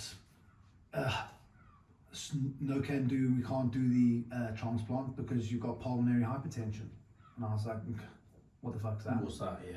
And they said, oh, the pressure between your heart and your lungs is too great, so no matter how good the organ was, if we implanted it, it would fail. So I was like, okay, so what does that mean? Yeah. And they're like, well, you're untransplantable. So I was like, okay. And they're like, okay, options. Yeah. They're like, well, you can live through whatever time you got left. And I was like, okay, what's that? And they're about a year. So I was like, oh, okay, great. I'm 29, so maybe I'll have a look at option B. And then they were like, you can have this machine fitted. It's pretty new tech. It's called a left ventricular assist device. It's basically a pump that will implant into your heart, which sucks the blood out of the left side of your heart, back through a pipe, through a pump, and then another pipe that goes into your aorta and back, pumps it back through your aorta. Yeah. And through your body. And I was like, okay, well, that sounds pretty intense and not ideal, but we'll do what we do. And they're like, oh, one other thing, it's an external machine. There's a lead that'll come out your stomach, and you've got to carry batteries that run this thing at all time. Yeah. At the time, I just didn't think much of it, whatever, just I don't want to die. Just do what you got to do. And I mean, the next, that year was sketchy as fuck. I just remember just worrying. Because they said a year, could be less, could be, could I die in between now and then? Because they fitted me in with the defibrillator. Yeah. They didn't even bother with a pacemaker, so they just, if my heart stopped, they would just fire it. Yeah. So then I just thought, oh fuck, this is not ideal. So then in the end, I had to wait in hospital, and I remember I waited. I think it was two or 3 months. In coronary care unit in hospital, waiting for my op. The entire time, pre-op. So you didn't leave hospital again until. And I could only go outside every second day, because in CCU it's 2 nurses to a bed, so they can't always, with the staff, afford to take you out. And it's literally, mate, it was a square, no natural light, no TV, no Wi-Fi, dude. It was hell. It was hell on earth, mate. Just watch people die, mate. Literally, I'm not joking. Just reading books or magazines, dwelling, and genuinely, there were 14 beds in a square. Yeah. And I'm not joking, someone was dying every day. I'm not joking. It was the most savage experience. Literally, this guy would die, next 2 days later, that guy would die, and a mixed bag. Old guys, young women. We had a young girl it was brutal, mate. She died. I mean, I saw her get wheeled out and her family just break down, and it's never nice seeing a small body bag. No. And I'm waiting for my op, and this is just carnage in here, and I'm begging these people, please, can't you just put me on a normal ward, please, yeah. And they're like, no, you need to be here because machinery. This is where you need to be. Yeah. And I was like, fuck, please, please. At that point, and again, answer this however you will. Do you not? When you're seeing that around you, it can probably send people one or two ways. Either I'll beat this, which obviously that's your mindset, and you've come through, touch wood so far, or some people would have gone and would think, this is no life for me. Yeah, I'm better off just get me out of here, not being around anymore, whatever that means. Yeah. Have you heard someone saying yeah, absolutely. You see the ones, you can see them a mile away. They've lost. They've given up. And it's a case of, when am I going? Mate, I can tell you now from spending a lot of time in hospitals, the ones that are defeated pre and post op, I'd say the one in my experience, and I mean I'm only given a very small snippet into, what I've seen, and it is a lot to do with mindset, genuinely, and it's hard, mate. I mean, you're fighting for your life, right? And that you're seeing highly unfortunate events. Like, it's crazy, mate. It's not a great place to be. Like, I wouldn't wish CCU in Birmingham on my worst enemy, like, to stay there for a couple of months. It is not cool. Which is a shit, and I understand what you're saying, but I can imagine the staff themselves and the treatment and the care. They're amazing. Immense. Amazing. But just the circumstance. It's very, very sick people, and the fact of the matter is, mate, there's not enough organs for these people that were in CCU.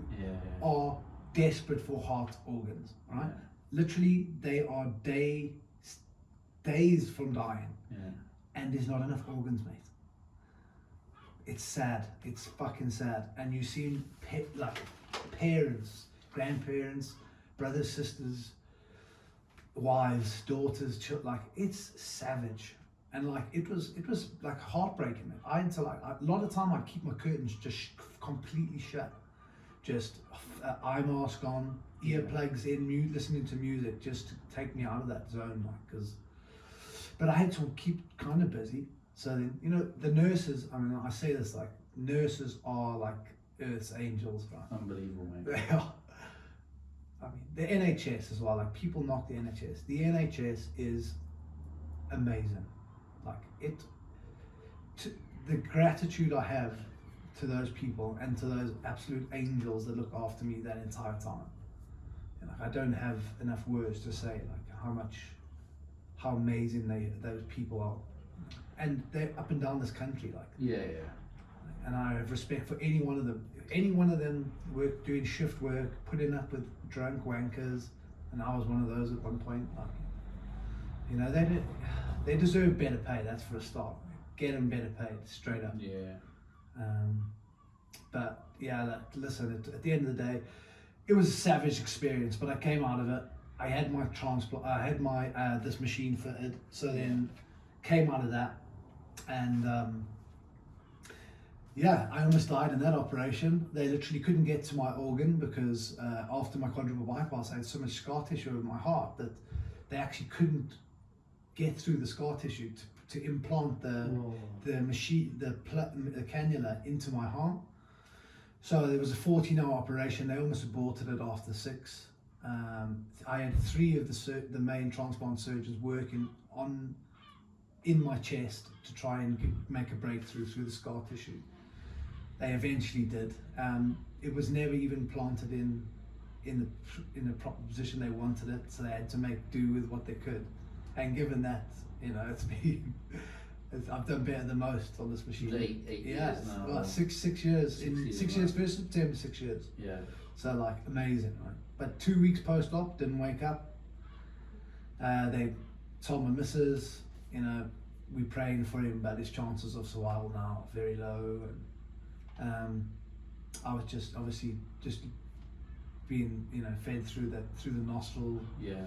And things were looking bleak. And then, you know, they tried to lighten me every day, but I was very aggressive, and it was like, I wasn't being responsive when waking up. But I was having the most horrendous nightmares when I was on my when they were keeping me under. Like, it was oh mate, like, they were so vivid that I thought they were real, genuinely. Still post-op for the first couple of years, the panic attacks and anxiety I was having about thinking about those dreams, like, they were nightmares, they were not dreams.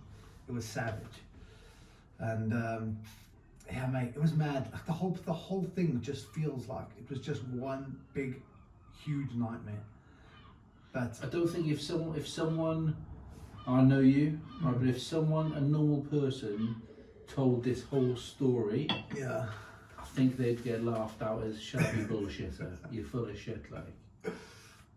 Yeah, I'm probably downplaying it, if anything, because in between all this, there were shambles as well, like medical issues. And, you know, inevitably what happened was, when I recovered from that, when I woke up eventually 2 weeks later, you know, that was hectic. I mean, I couldn't, my legs were not working great, so I had to use like a big Zimmer frame type thing to get my strength back, just to get to the bog. And then I just wanted to get out of the hospital. I just couldn't be there anymore. So I literally, once I'd come to, it took me a month to get out. And then they have to teach you how to use this machine and plug yourself in. And if you're not into power at all times, your machine will stop and your heart will probably give up. So like... Does it charge overnight? No, you don't charge. You plug into the mains. Yeah. So like there's two batteries that are running this machine constantly, so keeping your heart working. And then in the evening you unplug the battery one at a time, because they can't unplug both at the same time, and they plug into wire that is plugged straight into the mains. It looks like an Xbox. Or what if there was like a power shortage in the fucking night or something? It's got like 5 minutes battery life for you to like. Is it like an alarm that would wake you up? Mate, it screams at you. Does it? And it gives you got like 5 minute grace to get your batteries and plug in. And you're on the priority list with the electric company, so they'll give you like a heads up. There's going to be a power cut today at 2 o'clock. Yeah. So they'll like give you a bit of pre-warning and stuff. But just make sure you've got everything around you to. Well, yeah, in principle, right? That's how it's supposed to work. But like little did I know then that. You know, things mentally for me, you know, I tried to like pie it off like it was nothing, you know, like everything was fine. Yeah. I've come out the other side. Do you think that's a bit ego and a bit, I'm a big... yeah, definitely. You know, growing up in Safford, obviously bit of a tough boy, rugby player. Yeah, I just think I came out the other side. I hadn't addressed losing my career because I was just dealing with staying alive. Yeah. Like then the grief of that you hadn't dealt with. Yeah, so I still didn't deal with it, even when I started then to recover because of this machine, and it gave me like a new lease of life. I could walk a little bit, I could do more normal things. Obviously, massively limited because I can't like go near. It can't get wet other than when it's in a waterproof bag and I have a shower and so yeah, I mean it was a complete life-changing experience, like to the point, you know, I've got to be very careful. I can't, if it gets severed, that'll be it. And you know, it's got to be constantly be charged, and I can't forget my batteries, and it was just a whole new ball game, and I had to learn it. And at the time, you know, my mind was not on the ball. Like I had so much shit going through my like PTSD, you know, from all those operations and other stuff, and losing the way my career ended, my heart attacks. But I just buried it, and my technique was, you know, I went to my tried and trusted best friend in the world, which was alcohol. When was your first drink after you were? About a year. Was it? Yeah. After the heart attack or after the? After the LVAD. Okay. Yeah, I remember like, I think I had one pint. Steaming? No, but like nectar. That was it, yeah. I was like, I'm back. I am I'm back. Yeah. And then, you know, that was it, you know, and, you know, unfortunately, and it's sad, like, you know, I was probably closer to my wife then, and, you know, things were tough, but I just wanted to get back on the horse, you know, and she knew it. You know, I've always pushed boundaries. You know, if there was a red button there, I'd whack it. You know, I wouldn't give it a little touch. I'd hit it with a fucking sledgehammer. Yeah. And that's inevitably what started happening. You know, started with the one beer, and the thing was I had a fluid restriction, right? So my fluid restriction was any fluids, because of my heart condition. I was only allowed 4 litres a day of any 2 litres a day of any fluid. So that's from the minute you wake up, water, cup of tea, you start adding it up, and when it hits 2 litres, they suggest you stop. And for how long? Till the next day? Yeah, in a 24-hour period. Okay, right.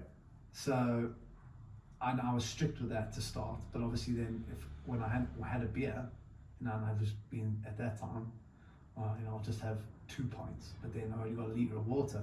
So then I was dehydrated, and this machine, when you get dehydrated, it sucks on your heart wall. Oh mate, it's the sickest feeling. It's called a suction event, and it's the minging. It is fucking minging. Did you instantly? Because I don't know if my mind works. Yeah. I'm a bit of a sick or whatever, but instantly I went to, well, why don't you have shots? And because they're 25 mils. That's exactly my alcoholic logic, and that's where we went. And yeah, I literally went. I remember going to the doctor, and my wife saying, "Listen, he's drinking again. He had 2 pints, and then it was either one day he had 3, and I was like, yeah, I had 3, and then that's when." I just was pushing boundaries then already, and she could see it coming. Trying to find the buzz, or trying to feel more like the old. It took the edge off. Rhys. Took the edge, like being in my own head. Okay. And having to deal with how did my career end, and being bitter with not getting my claim, and going. And at the time, I was trying to actively pursue a case against the regions or WRU, whoever, or WRPA. I wanted blood. So did you blame everyone else but yourself? Absolutely. Oh my God, no pointing fingers at me, mate. Yeah. And listen, my heart attack was, so they say, it was just a spontaneous dissection of an artery, which then caused a clot and gave me heart attack both times. And then they discovered that once they opened me, that my artery walls on my left side of my heart were actually quite thin, whether it was a defect by birth or whatever, but the impacts and the the rigorous schedule of professional rugby basically put an abnormal strain on the heart and caused the clot in. And they don't think that they said the burning the candle both ends. They seem to pie that off. It can't help, but it's not the cause. Yeah, and I think it was more that just the chaotic environment, that it created. And but yeah, like you said, that's inevitably the road it went down. Shots, and I remember saying, the fluid restriction. Yeah. I can even remember the conversation. Like, can I have shots? And they were like, well, as long as you stick within your 2 litres. So I was like, well, I can drink 2 litres of shots. And they were like 2 bottles of vodka. And I think they laughed as if. Yeah. But they didn't say no. No. And that's all I needed to hear. Yeah. You heard what you wanted to hear. Absolutely. Can I ask you something which you said earlier that the nurses were like Earth's angels, right? Yeah, and what your wife's done for you, right? Mm. So going through all this, out of that point there, where you've almost died a few times, everyone is, whether you saw it or not, obviously everyone rallied around for you in terms of your wife, nurses, however. Mm. And I feel like a bit of a dickhead asking this, but I want to get your honest opinion. Mm. Why didn't you stop? Why, when your wife looked you in the eye, because there must be times I don't know, I know nothing about that, right? But there must have been times where she went, what are you doing? Please stop this. Or when your kids were born or whatever, why did it take so long between then and last September to do that? I think inevitably, mate, I was dealing with a demon I didn't understand. I was dealing with multiple issues, certain levels of depression, PTSD. I was very bitter. I was absolutely bathing in self-pity, and that was all just fueling a disease I didn't understand, which I didn't know that I even had, because I was in so much denial. Yeah. And the thing was, I didn't think of myself as an alcoholic, although my wife was, pointing out, it was glaringly obvious. But to me, I would say, oh, I'm not alcoholic. I don't drink. I don't drink Monday till Friday, and then Friday, Saturday, I'll get blasted. But mate, it was like the minute you have one drink, you can't stop. Do you know what I mean? And then what happens, you don't know. You know, I wake up on a Sunday and what's happened? I'll be nicked, or just out in Newport, like, or whatever. It was crazy, like the stuff that you'd find out, and I'd be like, fuck. Yeah. And I just laugh it off, like, well, mate, I got through it. You know? Jesus Christ. So yeah, like, oh mate, this berserk. I mean, I could go on for days with some of the shit I got myself into. I mean, you were there. I've seen, firsthand. I'm not, just, you know, I'm not gonna. Yeah. It's up to you what you would. Yeah, it was like one of the boys' stag dudes, wasn't it? And yeah. You were there, and I mean, I was only a 2-nighter. Wheels came off. Almost fucking killed myself, slit my wrist. So I think that was my first proper experience with you. I'd met you once or twice briefly on nights out, whatever, but that was my first real experience with you. And from the outside looking in, like I like to enjoy myself, and I'm a good time. But over the last few years, I've had my demons, and there's been a couple of people have helped me out of not as far down the rabbit hole as you obviously have been, but I've been there in some respects, and it's taken. But the problem now is I can't shake that old personality which everyone just sees now when they see me. And I can turn it on, don't get me wrong. If it's a stag for 3 days, I can turn it on, but I can easily turn it off. And you know, now I've moved house, and I can't wait to barbecue with my daughter and my missus, and I'm building furniture, and that's the life I love. But don't get me wrong, if there's a stag, I'll turn it on for 3 days again. The problem is now for me, I suppose, and lots of people who might relate to this, and maybe not all of your story, but parts of your story, is that people only see Stinky, and they don't see Rhys. And I think you've built a career of building that up, and it will take 2, 3, 4 times as long to break that barrier down again. I think the thing was, you know, I was wild, and it was fun.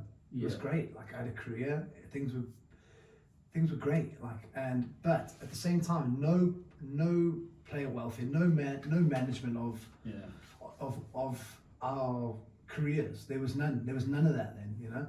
And it's different now, I suppose. People coming through and listening to this. Like, is it much better really in Wales? The guys, you know, some of the guys I've spoken to now about around, just even like mental health, like seminars, and lots of them now. And I don't know, I can't speak for the WRPA or anything like that, but just from the guys that I know, you know, you speak to, lots of them are setting up businesses, and they seem a bit more savvy, and it does seem a bit more professional. Whether more could be done, I think you listen to other podcasts and other people talk, I think they say more could always be done. But it's better now than it might have been back then. I mean, like I said, you know, I'm not really up to speed with what is the going-ons with player welfare exactly.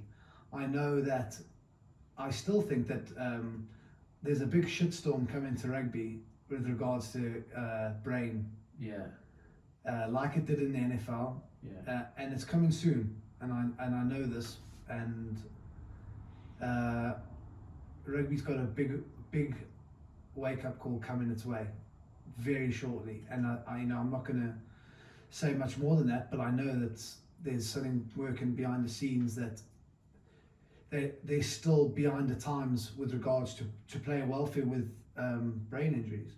So I mean, that's going to all play out in the very near future, which is going to be a big wake-up call to see that player welfare still was not being taken seriously enough. And it's going to change. There's going to be a lot of changes to rugby, professional rugby especially, and it's, I think, for the better, because you know there's a lot of players that I played with, and you know, that first era of professional rugby players, I mean, kind of guinea pigs, right? Yeah, of course. Like, because mate, you know, games every Saturday. You know, if you had a bash in the head, it was old smelling salts and off you go. And who was the artist? Yeah. Are you going to let that stop you playing? Yeah, and then, you know, Monday what happened? Obviously contact, Tuesday contact, maybe Thursday or Friday one contact session. And then we'd do that all year long. Pre-season was flat out. People would do boxing. Like Leicester would do boxing on a Monday to toughen up with the forwards. It's fucking crazy, mate. Like, what is wrong with these people? Like, serious. It's mad, isn't Do you it? know what I Like, mean? when you put it like that. And then you look at how fucked up some of these boys are now. You know? Well, I mean, but you mark my words, there's going to be shit coming out soon. You're going to see it, and it's going to be fucking real. Is there anything else you want to say on your? Because like, again, like. Yeah, I know. Yeah, I have. I mean, what I'd like to say is, I think, you know, players, it's a bubble, right? And it's fucking hard to tell these kids to try and see, you know, retrospectively, you know, from the other side. Yeah. Rugby is a hobby. It's a hobby. You know, it's 10 years, if you're lucky, pro of your life. It's great. The money's not even that great. To some players, it's decent, but to the majority, it's good. It's above average, and it's going to give you a head start. You know, these boys going out and getting these lease deals for MLs and all these fancy Mercs and BMs. It's fake, mate. It's not real. You know, I did it. It's bullshit. What did I come out of rugby with? I came out of rugby with fuck all. I came out of rugby with nothing. I don't even have a house. I don't have a fucking car. I have fuck all. But you know what I have now? I'm grateful. I'm grateful because I had an awakening. Like I went to rehab and I came out and it felt like I had different eyes. Like I can see the world from a different point of view. And I couldn't see that. 37 years, I was so stuck in my ways. I was so deep in denial that I couldn't see what I had. And it inevitably, it even lost me the thing that I cherished, and it was the most valuable thing in my life, which was my wife. You know, she'd been with me thick and thin, 16 years. I got clean, went to rehab, sorted my shit out. But inevitably, like these character defects, I still am addressing now, which weren't enough for my wife, and it wasn't enough, and it broke our relationship is unfortunately broken down, and believe it or not, when I'm sober, which is gutting, mate.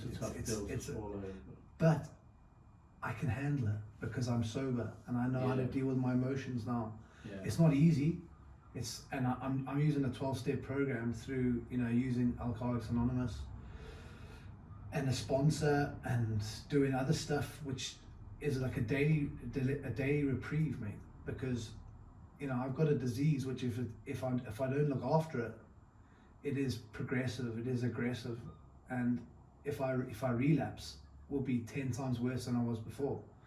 And I don't want that, mate, because I've got a family that I'm grateful for, and that's what I've got to remember every day, you know. And I'm on the transplant list. And that's another battle that I've got to come ahead of me. But you know, I can see things now. You know, like I've read in the book. It's in a big book, in the AA big book. It says like nothing had changed yet everything had changed, and I think that's where I am now. You know, and it's a disease of the body, the mind, and the soul, mate. And I think that was wrong with me. I was sick. And I used alcohol, drugs, anything I could to not deal with my situation in my life. And I got dealt some shit hands, but I did myself no favors either. And I don't regret anything, but I wish that I had been given the tools to deal with the shit that was wrong with me. And I think that's what players. And that's what true player welfare to me means, is that these boys now should have stuff in play. Every rugby team should have a sports psychologist that IDs that guy is a high risk alcoholic. A lot of these youngsters have got fucking gambling problems, mate. Big fucking gambling problems. You see it a lot in football, don't you? Yeah. With, the money that they. So this shit's not acceptable to me anymore. I think that's true player welfare. Every team gets a sports psychologist, not one they share in Wales between the fucking 4 regions. That's like 100 odd players. Fuck that. Every team needs one. Fact. And life coaches help these boys out, because that's real the fucking player management, as well as properly looking after their financial and future gains post their hobby, because it is a fucking hobby. It's a great hobby. It's a fucking great hobby. As any professional sport, it will spit you out faster than it will Oh, let you in. you are a piece of meat, mate. Yeah. And take it from me, you are nothing. You are a commodity. And the minute you are of no use to them, they will fucking spit you out. It's mad, man. Like, 2 questions for you. Yeah. And you can tell you're passionate now about how you've seen the change, be the change you wish to see. And Yeah. You can see it now with play welfare. Is that something that you would go into because of your experiences? And on that, or do you think you would be accepted because, again, your reputation from the previous 20 years or 15 years, 10 years, would that hinder what they think you're actually capable of in terms of reform and changing? And I don't know what goes on now behind the scenes of the regions, and you've already said you're not sure what it's like now, but would you go into that? Yeah, I think it's something that definitely interests me. I think like life coaches as per se, or I mean, obviously I'd have to train up. I'd have to do courses on psychology, but I mean, the proof's in the pudding, right? I mean, the jury's out. I mean, I've been clean. 1st of September 2019 is the last time I had a drink. Yeah. I haven't touched a cigarette for 2 years. In November. I've been stopped using cannabis drops since beginning of February. So like gaming, gambling, everything that comes with it is stopped, and I can honestly thank the program that I'm using, the 12-step program, that has given me the tools to combat the situation I'm in now and to be able to deal with the shit. Because this was like the pits for me, right? I didn't imagine that I'd lose my wife after getting clean, although she'd threatened me 1,000,000 times. Yeah. I mean, at the end of the day, this is all my actions that have led to this, and I hold no resentment towards my wife. She is an angel, and she probably kept you alive longer than you should have ever. I have the utmost respect for that woman. She is a beast, and I have put her through hell, and it's a bitter pill to swallow, but I did no favors for myself. I've got respect for you for being that honest, and not holding back at all. Yeah, it's true. And I'd love to help players, mate. I'd love to. Yeah. In some capacity, in some way. Yeah. And I've got stuff to offer. And if I stay sober, which I know I will, because I'm determined. You've got your kids now, that's your focus. No, I can't be completely selfish on my kids either. Yeah. Because I can't be afford to be selfish anymore. Yeah. But I need to focus on me to better me. Okay. To be a better Rhys. Yeah. So because if I'm a better Rhys, I'm a better dad. Yeah. I'm a better brother. Relationships. Everything. And I'm gonna be a better bloke. And you're right. I'm gonna have to get rid of the stinky persona. Yeah. Which is probably not a bad thing, right? If I can shake Stinky, I get to lose the nickname as well. Fucking bonus. Class. What's the future look like for you, pal? What do you want from life now, and what do you seem like you're more grateful for the little things now. Yeah, great. It's definitely a lesson that I've learned. Was nothing was ever enough. I always wanted to be somewhere else. Because I was missing my family in South Africa, but I wanted to be there. My head was there, especially in my later years with this LVAD, and when I've been on the transplant list and stuff, chasing the dream, wanting to be getting my transplant done there, or going to the States and getting it done, which is also I haven't touched on that, but that's also an option I'm currently dwelling on.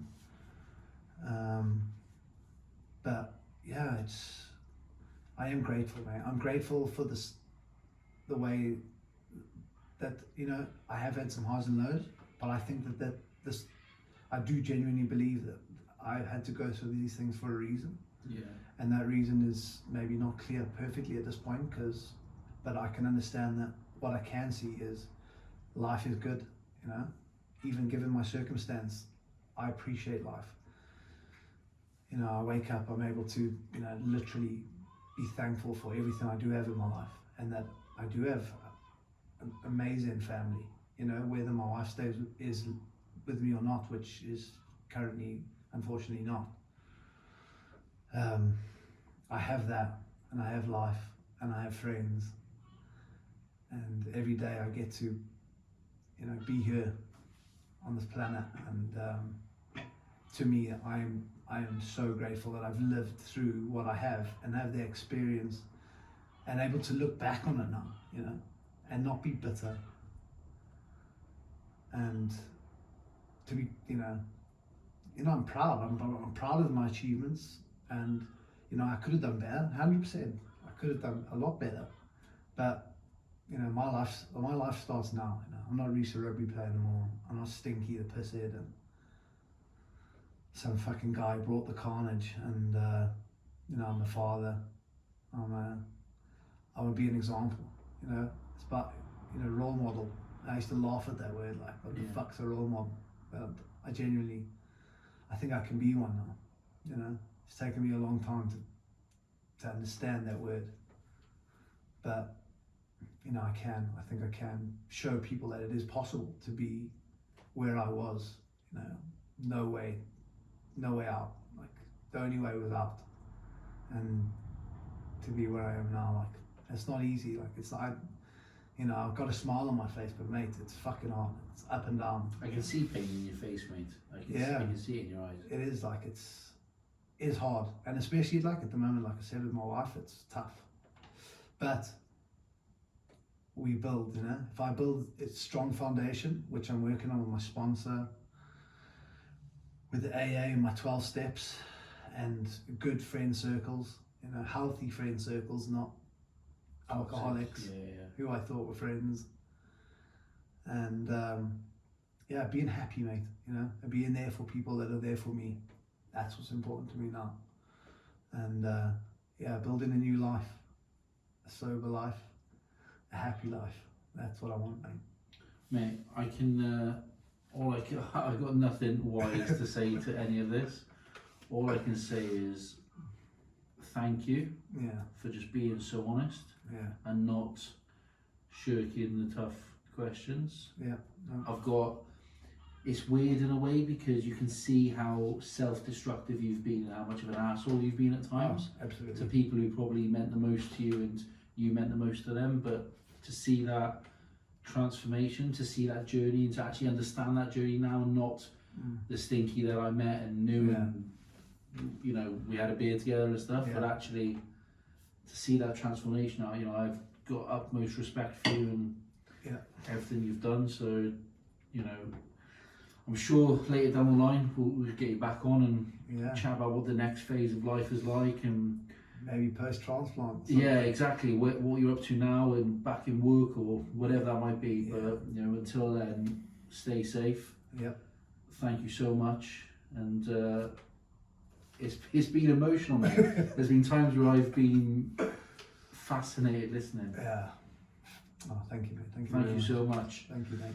That's Rhys Thomas, ex-Wales, Scarlets, Newport prop. Unbelievable episode. I still can't quite comprehend the 2 and a bit hours that we've just had together chatting as open as that. So I hope you enjoyed that episode. Big thanks to Tiny Rebel Brewery, which is iconic now that Rhys is obviously Newport, not drinking anymore, but based in Newport. Thanks. Sorry, I had a couple of beers, which is probably irresponsible of me, but it's fine. Thanks to Tiny Rebel Brewery, and big thanks to everyone who downloads, subscribes, rates and reviews. We'll catch you again next week for another episode of Catflap Chats.